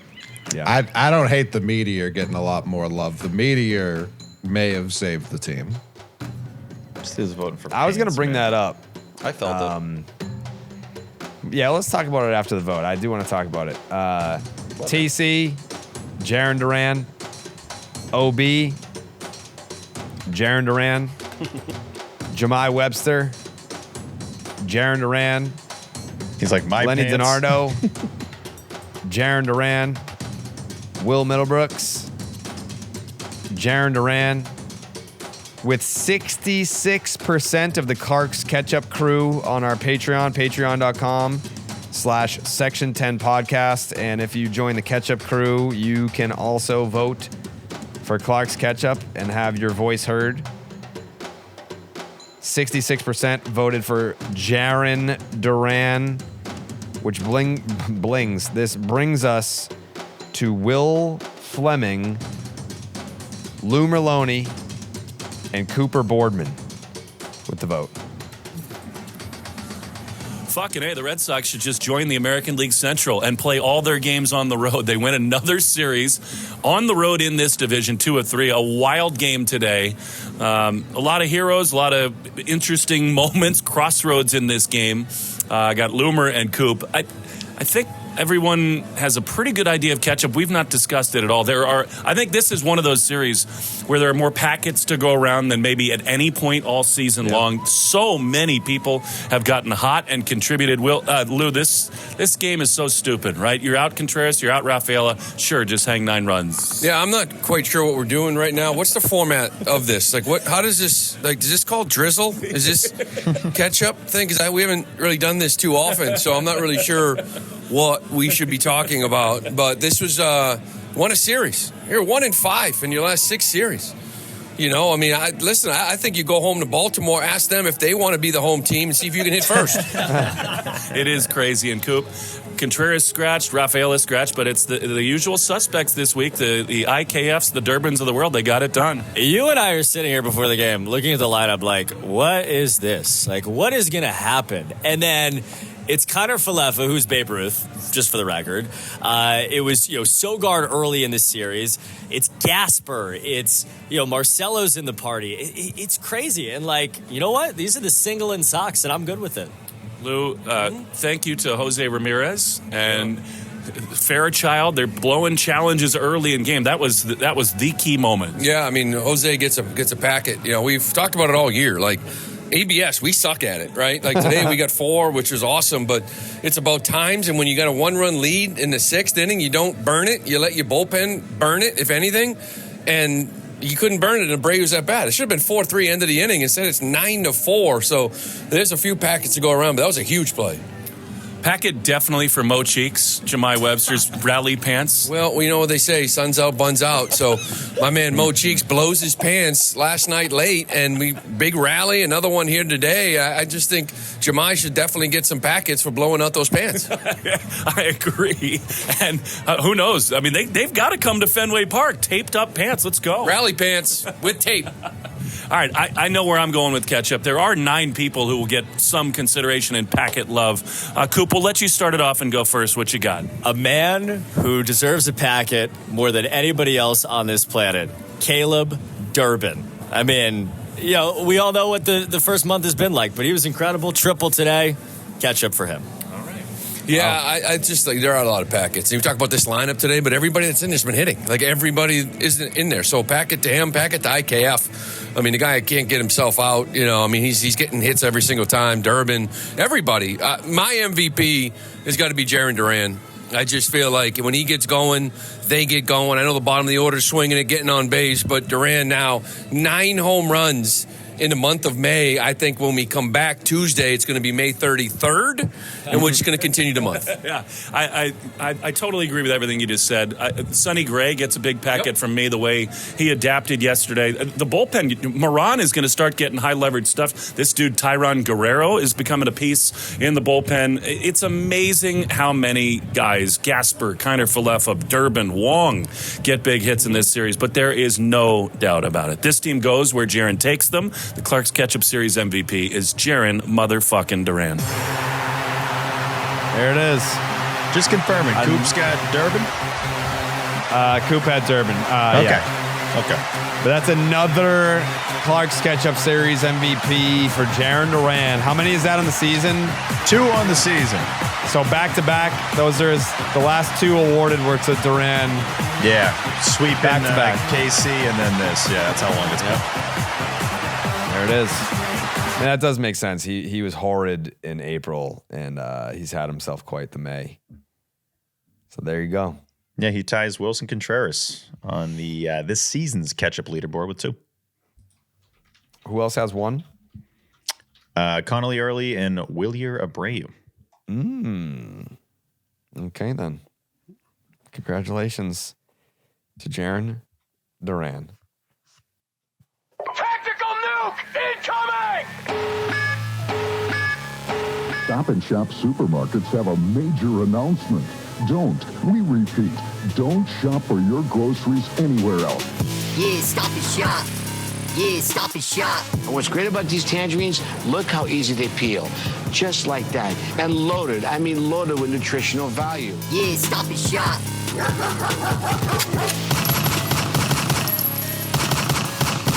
Double kill. What's better than having to stop and shop, getting it done for all of you? The Stop and Shop Look Ahead, brought to you by Stop and Shop. Head on down to Stop and Shop right now. You get 10 cents off your tangerines when you buy at least 5 pounds of tangerines. Only at Stop and Shop. The Red Sox are playing the Baltimore Orioles. This is a team that I had high expectations for coming into the year, and boy, oh boy, have they not really lived up to those expectations. Off day today, yeah? A little Monday off day for the Sox, and then the Baltimore Orioles are coming to A&B. Steve, you going to any of these games? Probably not. I don't think so. Why I think the fuck next not? one I'm going to be at is probably the next Fenway Friday against the Rangers. Oh, wow. Yeah. But they got a little hot dog fanny pack, it sounds like. Yeah, that's going to be pretty exciting. Mm-hmm. Got to see it for the first time today. It looks pretty cool. Yep. But Tuesday, 6:45 p.m., it's going to be Connolly Early and Shane Boz. Then the middle game, Peyton Tolley versus Chris Bassett. That's another 6:45. And then the finale could be a starter, could be an opener, but it's going to be Brayan Bello Day versus Trevor Rogers. That's a 1:35 matinee on a Thursday. That'll be fun. Connolly Early is 5-2 with a 2.95 ERA, a 1.16 WHIP, and an 8.4 strikeouts per 9. In games in which Early has finished 6+ innings, the Red Sox are 5-0. In games in which he fails to do so, they are 0-6. Interesting. Shane Boz, 2-5, a 4.48 ERA, a 1.43 WHIP, and an 8 strikeouts per 9.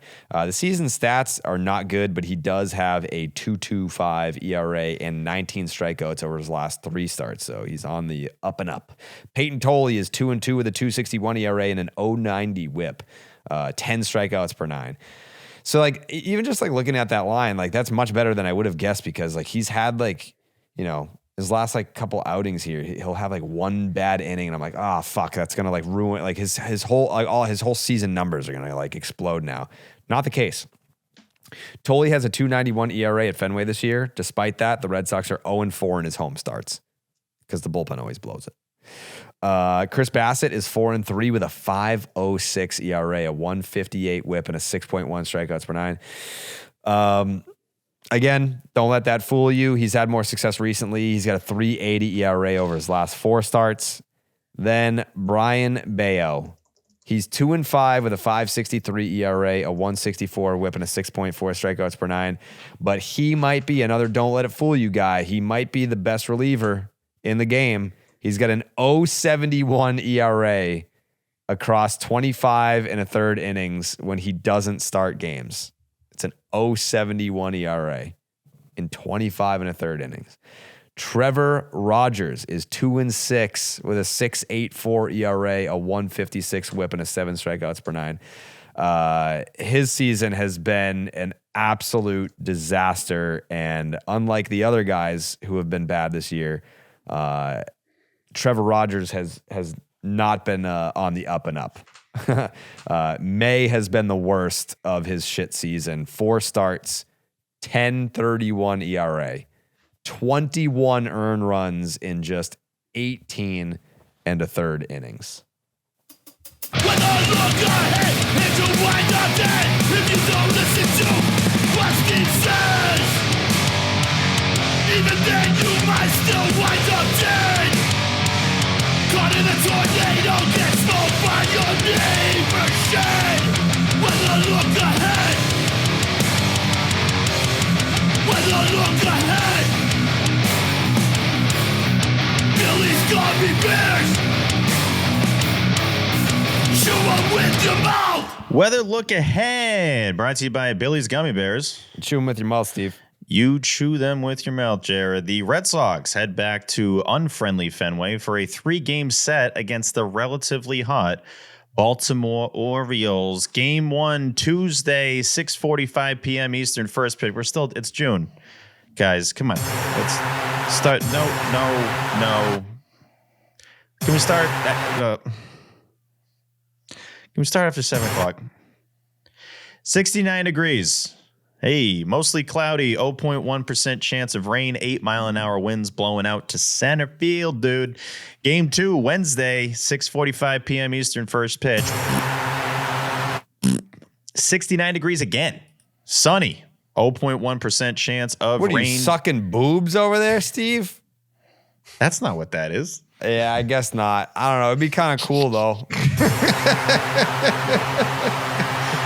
Shut up. No, right? that's the opposite end. Yeah. How do you do that? Hold on. That's what Ray Allen was talking about in that DM. Yeah. How do you do that? That DM was all time. There's people listening that don't know it. Just look it up. Ray Allen, crazy DM. Oh. No, that wouldn't work in that. No, the boobs are just too close to the head. Super saggy. Yeah. Yeah. Those got to be the longest boobs ever. Mm-hmm. 10-mile-an-hour winds blowing towards the monster for game 2 there on Wednesday. Game 3 series finale Thursday, 1:35 p.m. Eastern, first pitch. I hate that you do this because I want you to earn it. I'm sorry. Yeah, all right. Oh, but that was a rare cut off of a little Jerry Sass.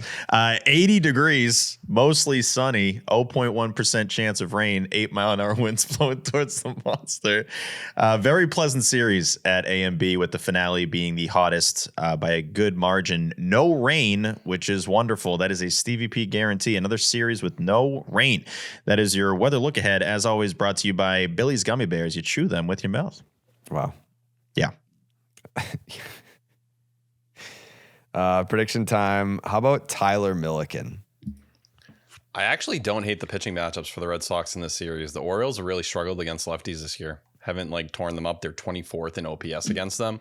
So to have Connolly early, who the Orioles have seen him already, but Peyton Tolley as well, who if you need just a good feeling, you want to do something to kind of entertain your brain, go pull up that Baseball Savant page because it's pretty damn bloody at the moment. I think we have a little momentum here. Give me 2 out of 3 from the Boston Red Sox. I think they take the first 2 games. Bring us back down to earth with the Mick man. I mean, Steve alluded to it. They're back home. They don't like home there. So I've been going over pretty consistently, and I'm not sticking with it. Give me 1 out of 3. Tomorrow's Lou Gehrig day. You know, I think for me, I'm torn. Like a lot of faith. I looked at the pitching matchups and I was like, I think I might just fucking go sweep here. But they suck. They suck at home. Like, I think this is the true test. I mean, you have pitching matchups in your favor. You've been swinging it a little bit, 18 runs in the last couple of games here. I would like to think, like we said earlier, they're not this bad. No. Offensively. They're not this bad. So I think it's a little overzealous to say sweep, so I'm not going to do that. But I think I gotta ride with the boys here. I don't think I've picked a series win in a long time. So I think I gotta go 2 out of 3 here for the Sox. Yeah. What is life if you can't believe in the good out there? In a world full of bad, believe in the good. True. 2 out of 3 Sox. Steven? Yeah, going to be warm at Fenway, so hopefully they run the home run play this week if the ball is traveling. June 1, by the way, it's summer, folks. This is summer. I don't care what the actual official first day is. It's June through the end of August, so shut up. The Sox need to give Connolly early and Peyton Tolley some run support. 17 of 18 early and Tolley starts have been 3 earned or less this season. That's 94%. 13 of 18 have been 2 earned or less. That is 72% of their starts. They're averaging 1.7 earned runs per start between the two of them. The Sox are 7 and 11 in early and Tolley starts this year. Yep, you guessed it. That's a 63 and 99 full season record pace when those young studs are on the mound. They've made 25 total MLB starts, and they are relied upon to guide this rotation to the promised land. Just give these guys some runs. Hopefully they're dealing at Fenway. We've already seen, Tolley's so young, we've already seen too many of his starts ruined at Fenway Park. I'm talking to you, Greg. All right, let's not do that this series. That would be a beautiful thing. I got the Sox winning 2 out of 3 here and feeling good about themselves heading into the stinky Bronx this weekend. Okay. Final thoughts. I feel like this is where we're going to do some meteor talk here. Because man, did I feel stupid. Okay.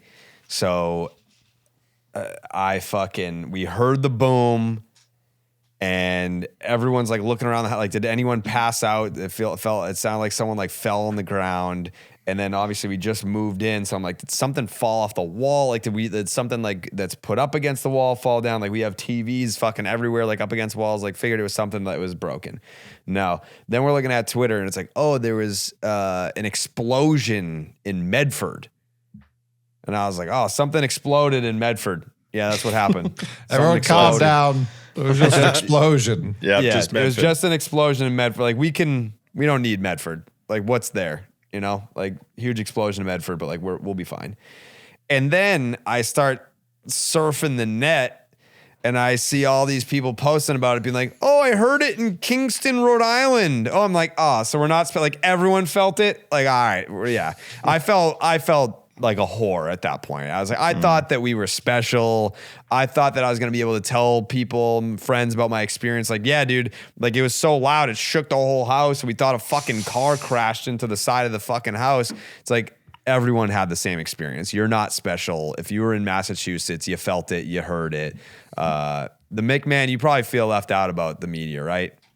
Yeah, I mean, when I heard, like, I saw the tweets too about the bangs and whatnot, and just was like, did something bad happen? And then when it didn't, I don't want disappointed's a strong word. Like, I don't want bad things to happen, but I did think like it was more severe. Bad things can be exciting sometimes. As long as everyone's good. Yep. Yeah. I don't want, like, maybe my enemies or something like that, but like regular folks, I don't want bad things happen to them. No.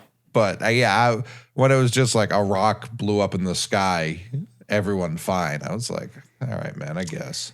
I gotta say, some of the, because I didn't hear it, some of the ring camera footage. You didn't? Very disappointing. No, I don't. No, I didn't. When did it happen? Did you? I did. It was like between 2 to 3. Yeah, right around there. Yeah, I don't know. I guess I missed it. I don't know. But it was right after I did the AMA. Like, I was sitting there, and it was really windy, at least in Wareham. And it felt like the house was giving in. But I kind of play through this thing in my head all the time. Like, if a nuke dropped on us, like, would I know? Would I feel it? Probably. And I did wonder for that second if that was happening. You would absolutely. I mean, no one's nuking the Cape, so like, if anything, it would be over a major city, which would be Boston, and you would feel the shockwave from it for sure. I just thought the ring camera stuff was going to be more like conclusive of what happened, because some of them was just like boop. I'm like, that was not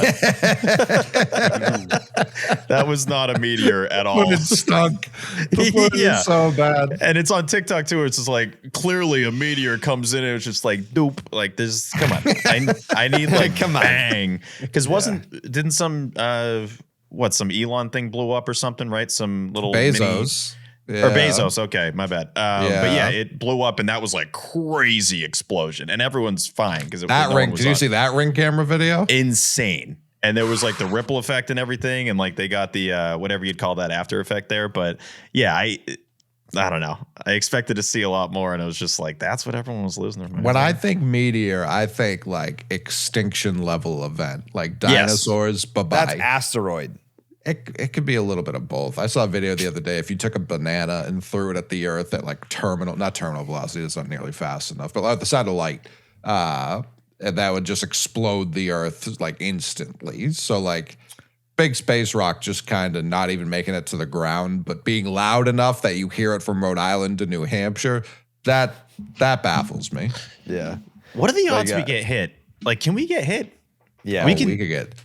It's happened. What do you mean, what are the odds? It's but I'm saying like we could be dead tomorrow, right? If a big enough one hit us, we could be toast. We have one floating around. We've talked about that guy. Yeah, there's like, it could happen at any time. So Will Fleming was talking about this on the broadcast. They were having a conversation. I think it was like down 8-2 on the way to the Mexican restaurant. It really was. It was like fucking asteroid. They were talking about it, and there was like 2 outs, and I was like, I please get these takes off before the inning ends, because like, I'm interested in this conversation more than I am the game.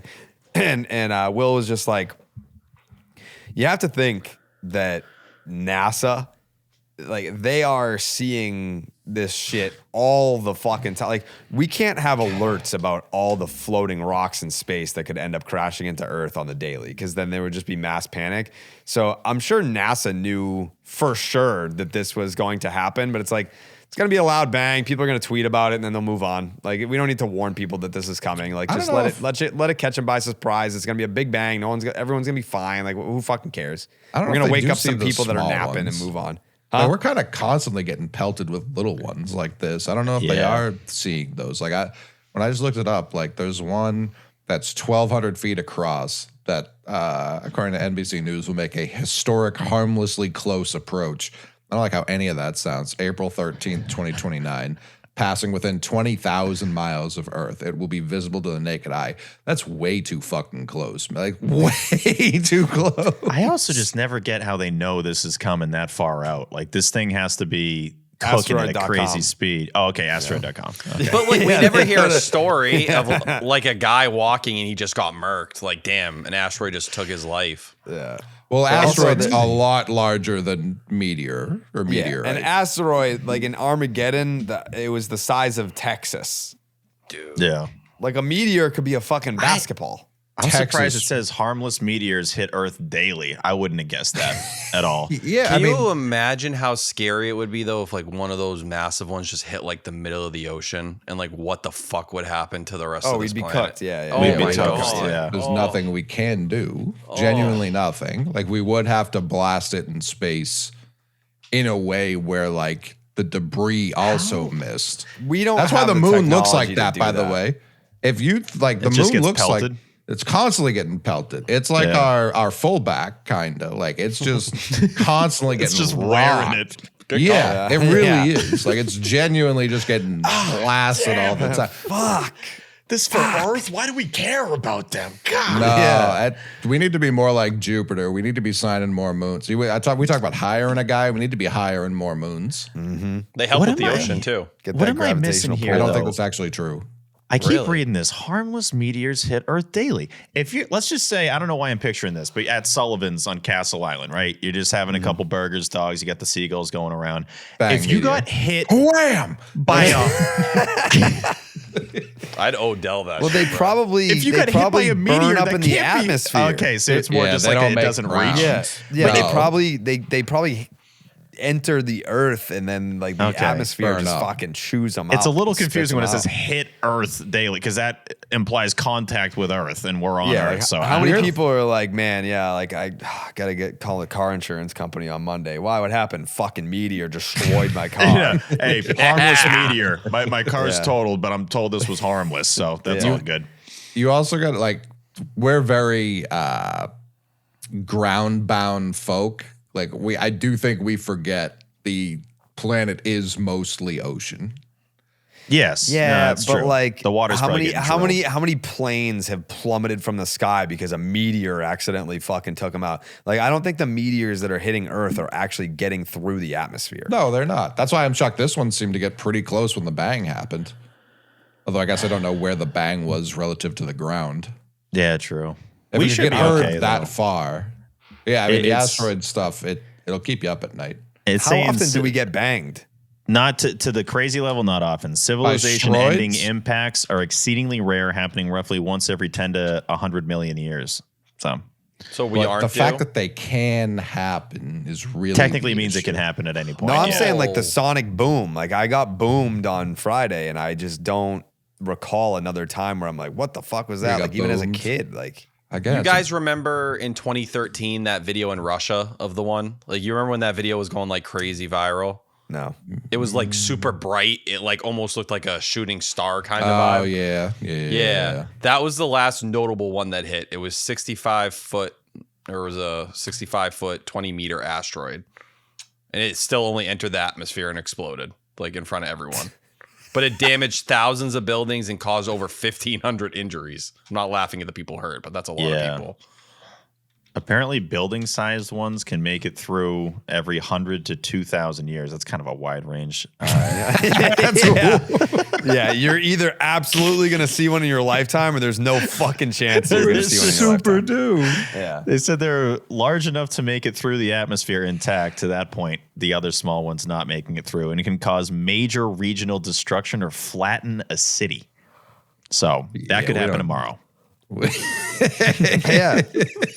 That was one of my first thoughts when I heard the sonic boom and knew that it was like space related. I was like, you know what, dude?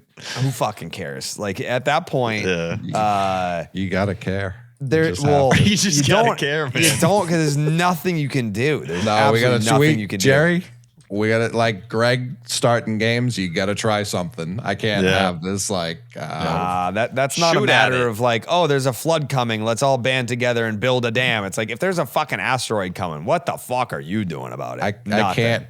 can't have it just be like. He was the best guy around. What about the people he murdered? What murder? I can't have that attitude towards asteroids. I just can't.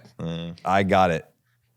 Because I mean, like, you know, there's stuff where it's like, oh, the environment and like, you know, climate change and like there's stuff that's like, yeah, we can do things to prevent that from happening, but it's such like a slow burn to get to the point where it's like we're absolutely fucked. An asteroid coming from outer space where you're just chilling one day and the next thing there's a rock the size of Texas heading for your fucking house. you just got to let that happen. The aliens aren't letting it happen. They're stopping it. The aliens are stepping in. They're not letting that play out. They don't care. What if they told you to prove that? What we if they have shown videos. us? The government is releasing videos of these motherfuckers just like transforming and shit in front of them. I guarantee if that meteor hit, they're doing something. They're not blocking rocks. They're doing crazy ass movements, and they're all similar. They all do them in a very like continuous way. So I think if the meteor is coming, or maybe they've already come, I think they just like instant transmission, like Dragon Ball Z that shit. I really meteors do. are just coming everywhere, man. Man. How much time do you think you have? If you see one and it's one of those building size and it's coming right for you? Minutes. Taking an immediate shit because I don't want to be the dude who dies in that shit. Right in Jerry's shower. I'm calling him up. As I got to probably still in there. That's no, I don't need to see any building sized rocks headed for me anytime soon. It's not what I need in my life. No, but it would be over so quick that it's like, you know, what are you gonna do? Like, it's not impending doom. I mean, it's literally like you would be aware that you were about to go for like a couple minutes, maybe.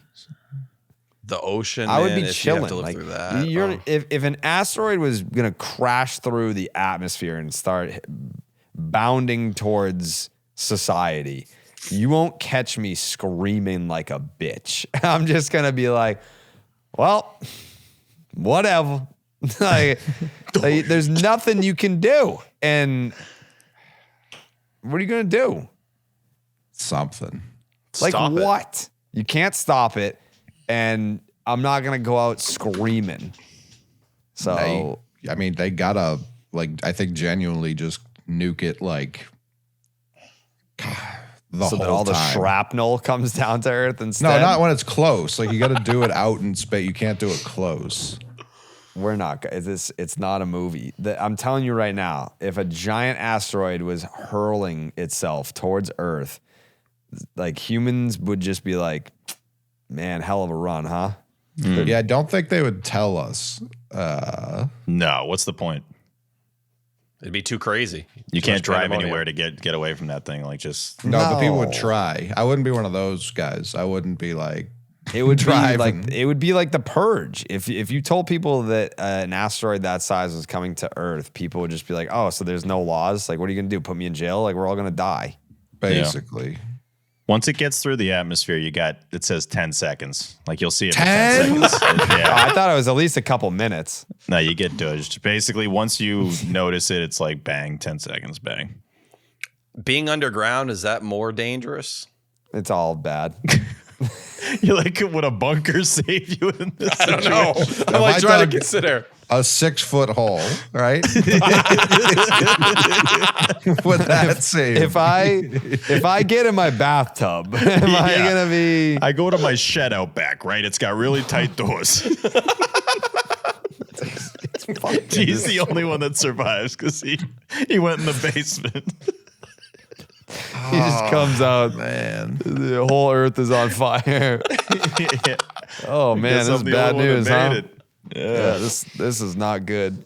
I hate talking about this late at night. Why? Because then I go like, all you sober fucks go to bed, and then me high as shit and just like, man, oh man, is this on the table? Like you talking about, yeah, but like on the table. The way that I look at it, and I wish that you would look at it the same, is it's a very selfish but peaceful way to look at it. It's like, if I were to die tomorrow, I would like, I mean, you obviously don't have any like emotions after you're dead, but I would be like, you know, I don't want to leave behind my family and my friends, and they're going to be sad if I'm dead. But if we all die together, isn't that awesome? You look at it that way. I look at it like my 3 very small children got no life at all, and it would have been better if I pulled out 3 times. Fuck. Yeah, But fair. but no one would know. And No, if they there's an know. The afterlife, whole- if there's an afterlife, then you get to be together forever. And No, it's they're eternity. pure because they're children. I'm in hell. No. No, I'm with Jerry. I've thought this since I was young, and not even in like a depressing or sad way. I was like, what if there was none of this? Like, whoa, like what if none of this existed? We wouldn't know it doesn't exist because it doesn't exist. That's kind of what that would be. Yeah, Sox win 9-4. I just think I'd survive it, man. You definitely wouldn't. Yeah, I don't basement, know. bro. I just Basement. think I'd find a way, bro. Like I'm that kind of guy. Just find a way. I'm Jesus. that kind of guy to Hey. survive an asteroid. Coming You at me. I'm just that dude. I'm just different, man. I'm that dog. You attempted to leave a bar sober today and remembered none of your personal effects. That's I'm a good. dog. I won't You get get it, stuck dude. behind. Do you I don't get stick it? to Are you stuff. fucking dumb? I'm Yeah. surviving that. Right. Get it through your dome, bro. Yeah. Mikey, what do you think? Are you probably surviving an asteroid or not? Nah, I'm cooked. Yeah. Mikey's got 2 minutes left. He's just watching Fryer highlights for the last 2, and then bang. Yeah. 10 seconds is brutal. 10 seconds is it varies. Some say a minute, so like maybe you have some time to watch. How far do the Friars go? Was it Sweet 16? Final Four, Final 1987. Four. You'd probably watch some of that back. Billy An D. hour would be perfect. I'd like an hour. Yeah. No, dude. It would be so bad. The last hour. You're We not. would You're not. see it You're for not a while. understanding like the world that we're in right now. If you had an I hour agree. to live and Yeah. you knew that, Oh, if we all Like- knew it. No, I'm saying No. if I just if I the knew it. whole world Exactly. knew you got an hour left, Everyone's dying. people are like, you know what? I'm gonna kill this motherfucker. Like, Oh yeah, there's murder everywhere. if yeah, that's it. like it's like, oh, I've always wanted to wear a fucking Gucci whatever. They're just smashing into windows and like, yeah, well, who cares? Yeah. You know, grabbing it a would be Gucci, chaos. whatever. It would be absolute bedlam. I wouldn't want to be a part of that chaos. If I know I got an hour left to live, I just want to be chilling. Like I don't want anything sad. I don't want anything crazy. The chaos is such a smaller issue than The Rock, and you seem to be more concerned about the chaos than The Rock. Because we can't stop The Rock. With that attitude, We're not You Stone agreed. Cold Steve You Austin can't at stop The WrestleMania. Rock. No, I think you blast it. If you like This is- perfect it, like at the right velo, the right launch angle. I mean, Get like, Judge's hitting coach up there so we can Massive aspect coming in, but I'm perfect. Dude, IKF is fucking launching that thing into another dimension. like I remember being a kid thinking like, all right, like there are clearly powers that be that can save us if we need it or can just like control this or whatever. Then you get older and you start to see the world and you're like, they're just as dumb as we are. Like they're not. There's Everybody nothing sucks. they're gonna be able to do to fucking stop an asteroid from destroying Earth if that was what's gonna happen. Real chaos would be like if we did have an Armageddon level plan that we were watching on real TV and we saw us like miss landing on the asteroid. That would be a tough scene. Yeah. Because it's not like Drive. You can't just bang a quick Yui. Like The that's Twitter memes would go nuts, though, bro. It would be the greatest Twitter day of not all worth time. it. Yeah. Not worth the Shanked it exchange. left. Kick's no good. Yeah, what's his name? Cody Parkey. What was his name? The double Kinda. doink. Oh, Yeah. the double doink guy. Yeah. I'd rather doink it. Yeah, I'm not going to sleep well tonight. No. This could be it. Final Every section once 10. in a while, I get stuck. Like I'll see a Neil deGrasse Tyson, and that leads me to the British fucking guy. And it's all hearing about space is so terrible. It's just so like the Milky Way and was it Andromeda like are already colliding. We just haven't seen it yet. What the fuck you talking about, man? What do you mean by that? What Well, do you it's mean like it the- already happened? It's like the ocean shit. Like we know what, like 0.05%. We know more about either space one. than we do about the ocean. Yeah, like Yeah, we have yeah. no fucking clue. We're just Didn't NASA say that they're more focused on the ocean than they are the space at this point? Maybe. I think under Trump's tutelage, yeah, they've looked down, not up. You gotta look down. There's probably some wild shit happening down there. I'm out on the ocean, man. I'm way more afraid of the ocean than I am of space. They're Oh, one big and the time. same to me. They're Equally both pretty scared. terrifying. Yeah. Yeah. I think most people are way too calm on the ocean. Like this is not our home field, not our home surface here, guys. No. Have any of you guys watched Paradise? No. It's like this end of world extinction level stuff, and this is basically like a huge chunk of Antarctica just like falls into the ocean, and the tidal wave that sweeps through the entire planet based off of like basically a Texas-sized chunk falling into the water. is horrible. Like, there's really, you talk about no stopping that. There's no like nuking the ocean. It's already here. Like, there's no helping us there. Rock, I think space rock, we could maybe cobble together something. Maybe. Ocean, no, that could shake us off like a wet dog. No. Yeah. Yeah.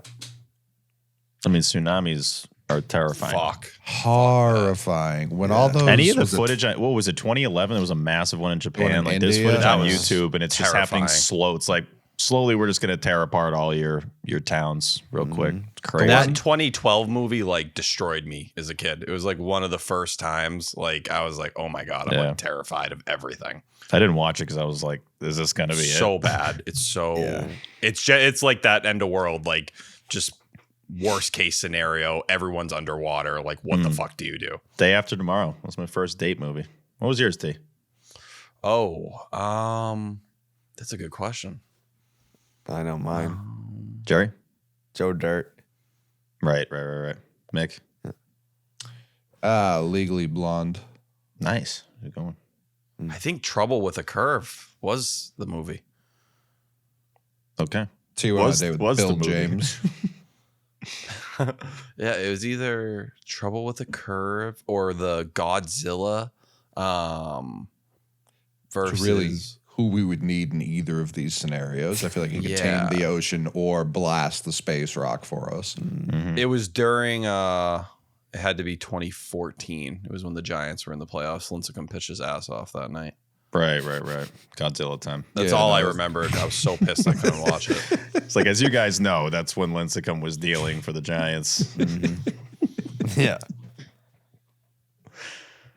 Yeah, space is scary. Harwich Mariner legend. Tim Lincecum. Space is scary, but there's just something about the ocean that freaks me out a lot more. In thinking about space, it's tangible. You can touch it. Yeah, space is endless. It's like there's got to be. I mean, I don't even know, man. Like they don't know. Yeah, like, but we'll never know. No. The silence. That's the thing that's always like blown my mind. When does all of this end? Not like for just the space existence. Space does not end. The distance of they existence. Don't know. When does it stop? It doesn't. From what they can everywhere see, forever. From what they can see, well, it's ever expanding. But to be expanding means it has. It has limits. How do they know that? How do they know that? Because they know it had a starting point, which was the Big Bang. But they're also just guessing about that too. You're right, but they have enough that they can point to where they feel like that's the most likely of the things that happen. The end of space blows my mind. Like, where does space end? But if it's ever expanding to that point, it does currently have edges. But the question, obviously, that comes with that is what's outside the edges. That's the obsession. It's got to be something. What's it contained into? I'm not going to find out. Well, that's when you get into like the psychedelics game, and it's like, am I touching other dimensions that I could not normally interpret or understand? Or I can't remember who I was listening to recently, but they were like, so like some of the stars, if you went out, if you don't live in light polluted area, if you go up and look at the night sky right now, a lot of the stars you're looking at exploded thousands of years ago, but you're just seeing the light from them because that's how long it takes the light to travel to you, which also would mean if you could have a strong enough telescope where you could go to one of those other stars, which are just suns in that galaxy, if they had a planet with humans, you would be looking into the past. Even if you were looking right now, you'd be looking thousands of years ago, which means if they also had a telescope pointed at us, they would be looking at the Roman Colosseum in real time. So it kind of is like every moment that is happening has always and will always happen. that was crazy. Yeah. No, that was nuts, dog. For real, though. Coley's like cooking right now. Yo, you got me with that. Always, like always happening. He's like, I'm still dodging that asteroid, but damn, man, you just cook. Yeah. It is crazy. Jose, what do you think about this shit, brother? He's just got him. Great question. That's a great question. You guys haven't thought about going underwater when the asteroid hits, though? If you're underwater and the wave goes over top of you, you're good. You're good. I guess. Yeah. Hit me up, Jose. We got You just some got work to do. a floating device. That's all you need.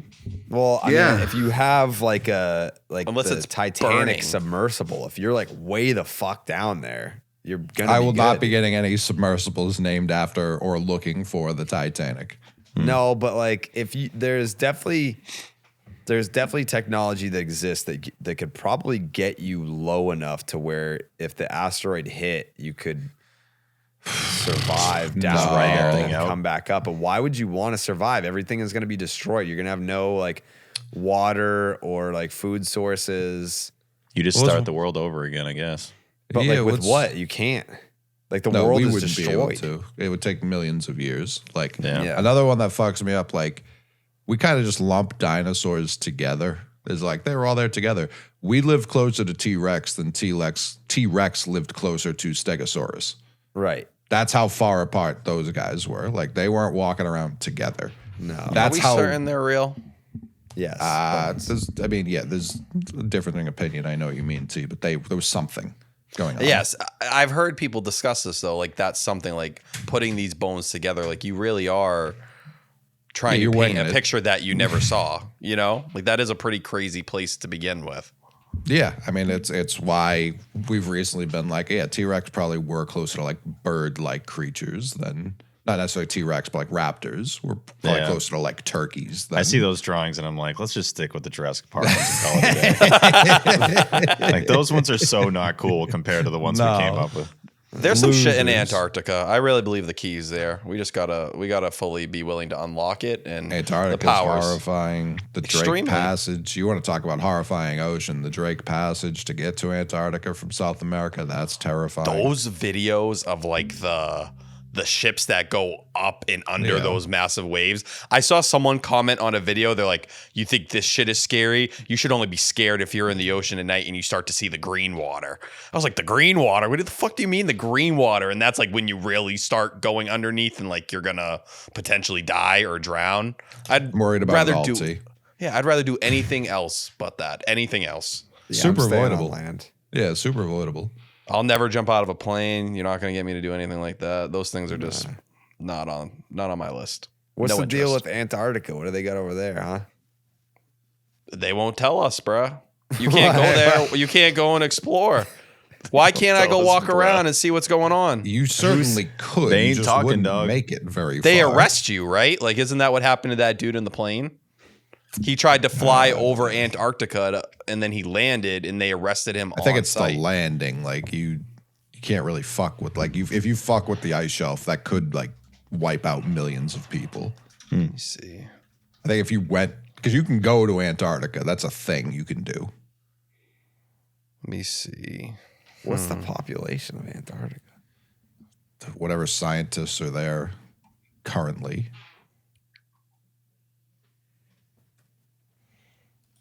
Antarctica has no permanent residents or indigenous population. The population is purely temporary, consisting of scientists, researchers, and support staff.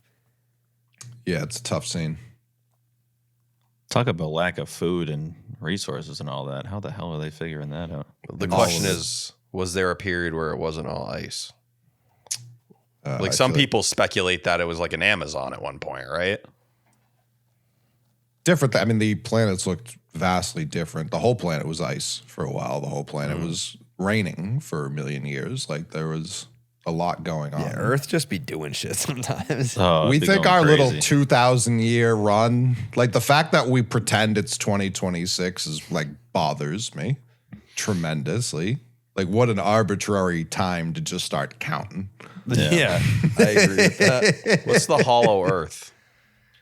What is hollow Earth? I forget all these theories. The hollow Earth is a widely debunked pseudoscientific concept proposing that our planet is either entirely hollow or contains substantial subterranean interior spaces.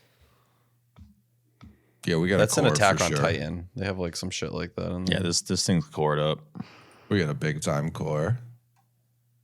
Antarctica is on average the coldest, driest, and windiest of the continents and has the highest average elevation. It is mainly a polar desert with an annual precipitation. Well, what is the average what's that? Okay. Negative 128.6 degrees Fahrenheit. Antarctica holds the record for the lowest measured temperature on Earth. I could see Negative that. 128.6. Those videos of the scientists like in the middle of whatever their winter is, like trying to open the door and it's just completely frozen. That's crazy. I'm like, what are you guys learning that you really got to be there? Like, it's cold, guys. That's the report. What are you getting down there? It's freezing. Crazy. It's horrifying. I think they're like, how do we save this so that everyone doesn't drown? Yeah. What do you mean? If it melts, the entire ocean rises. There's that much ice. It's an entire continent of ice. That was one thing I saw where like Manhattan has just been sinking into the ocean for years. Like I think each year it goes down like half an inch or something, the whole city, because there's so much weight of the concrete and everything. It's just like slowly going into the water. We're gonna lose half of Florida at some point, right? Like, isn't that Yeah, just it's coming assumed? up next year, I think. Yeah, it's close. Fuck. We just lost half of Florida. Fuck. Damn, Fort Myers. Damn. Yeah, the Sanibel. Spring training, man. The gradual melting, bad, but like if a big chunk were to break off, it's a problem. It's a real problem. You talk about not having answers to. We've just punted. We've had answers, and we're like, we're all set actually with these answers. And these are just regular ass people that are in Antarctica trying to figure out how to make that not happen.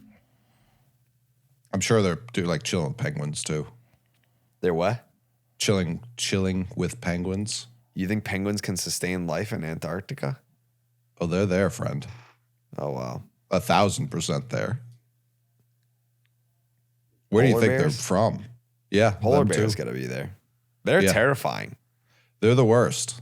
Yeah, like they teach you in school, like, oh, grizzly bear is like the king bear, and that ain't true, brother. The polar bear is the most diabolical fuck on the planet, almost. They're down bad though, bro. They're getting like eliminated, aren't they? Yeah. Yes. Yeah, it looks like New York City is sinking an inch a decade. Okay, So that's they not should as- be good. They should be good. Half inch a year. Yeah. I was like, that would make the news, I think. That, would be that definitely would. Inch a decade, I think they're fine. They'll probably be okay. I mean, that's still pretty quick. I know. In a lifetime, like your city, if you live there, is going down half a foot. Yeah. Yeah, that's deep. Like if your house over the course of your life just went 8 inches into the ground, you'd be like, what the fuck? Yeah, I'd be like, what? I didn't want this. They do be shifting. Yeah. Houses settle and shift and do all sorts of weird stuff. We have no control over anything. Oh, not We at like to all. walk around like we're these big important people. We're not. We're just We're not. peons. We defeated the animals. Congrats. It is much funny it, the yeah. more you dive into some of these like series, and I'm sure a lot of fans in OKC are going through it today. It's like, take a look at how big the universe is, man. Like there's so much going on, and you lost to the Spurs. Like, who cares? Could you imagine if we had this conversation on stage in front of all the people? If they were like, so like, They just all start killing themselves. yeah, like the Red Sox are carrying 3 catchers right now. What do you guys think about that? And it's like, dude, you understand what's going on with Antarctica right now? Do you get if that thing slips in the water, we're all dead? Yeah. Do you think we're going to give a fuck about how many catchers the Red Sox have on their roster if an asteroid the size of Texas all crashes getting through the drilled. atmosphere, which could happen at any moment? Yeah, we got a 10-second head start. Yeah, you guys got 10 seconds. And we're all There's enough fucked. time to make the transaction or you're sending to Worcester, but like it's not going to do you much good. He's not going to get there. Yeah, no.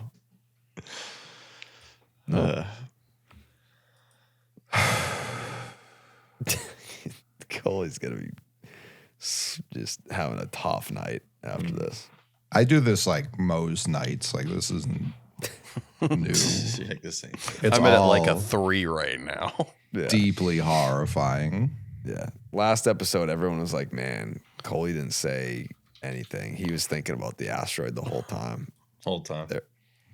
Like, I don't think about asteroids as often as just like the vastness of it all or the Antarctica. Yeah, we got to blow it up.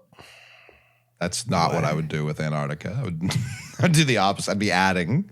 They need to buy, not sell. I need Antarctica buy. They need to add at the deadline. Craig Breslow gets promoted to president of Antarctica. Yeah, Antarctica needs to add at the deadline. I remember my father, like back in the day, being like, there's a world where you could intentionally chip off parts of Antarctica and kind of like guide them to specific places that could use water. You know what I mean? Attached to like a barge, kind of yank it with a chain to places. I don't know what we're working on that front, though. Place has been going through a drought. No worry, Antarctica's coming. We're good. We got a big chunk that they just sent over.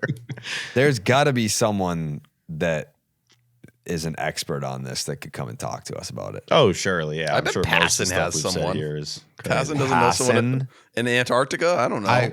I hope they don't. I hope they're working around the clock. They don't have time for us and our stupid fucking questions. Like, they're like, fellas, when we solve it, glad to talk to you. Yeah. Today. They're the real heroes. Is there, if I just drilled into the ground anywhere in Antarctica, do I go into the ocean? No. I don't think you have any grasp on how thick Antarctica is. But if I did. It's not like ice fishing. Yeah, he thinks it's all just a thin sheet of ice. The whole No, place. a thick sheet of ice. Okay. Yeah. It's basically their asphalt is ice. So if I keep going while you find dirt? No. Just more ice. Yeah, I think you would, actually. I think like if you went deep enough, but I think there's so much ice on top of that. Yeah, there's got to be some kind of land under there. Yeah, like way under there, but I don't know. Does how there big though? It is. Like it could just be a giant hunk of ice. I don't think so. I think there are like, I don't want to sound stupid. I think Wouldn't there it are be floating mountains around? Yes, it has the highest elevation of anywhere in the world. No, but I mean like not just ice mountains, like ice on top of mountains. I gotta look into this. I mean, Antarctica is huge. There's soil Massive. in Antarctica. Yeah. There's what? There's soil. Yeah, massive rocky landmass beneath its ice. Is there a documentary about Antarctica? There's I'm got to sure. be trillions. Yeah. Might have think some it of was- the most docs of anything. Yeah, like was it Shackleton who like tried to like boat down there when he was, I think he's the one who named it Drake's Passage, maybe even. Like there are ships that have just been there forever because people tried to explore it and just had no fucking shot. What happened? They just got stuck, died. Due to the ice. The ice goes 3 miles deep. Wow. I wish it was honestly deeper. Yikes. Okay. We need more ice. Oh my god. Dude, the amount of fucking people probably like 100 years ago that were like, you know what, let's just go in this direction.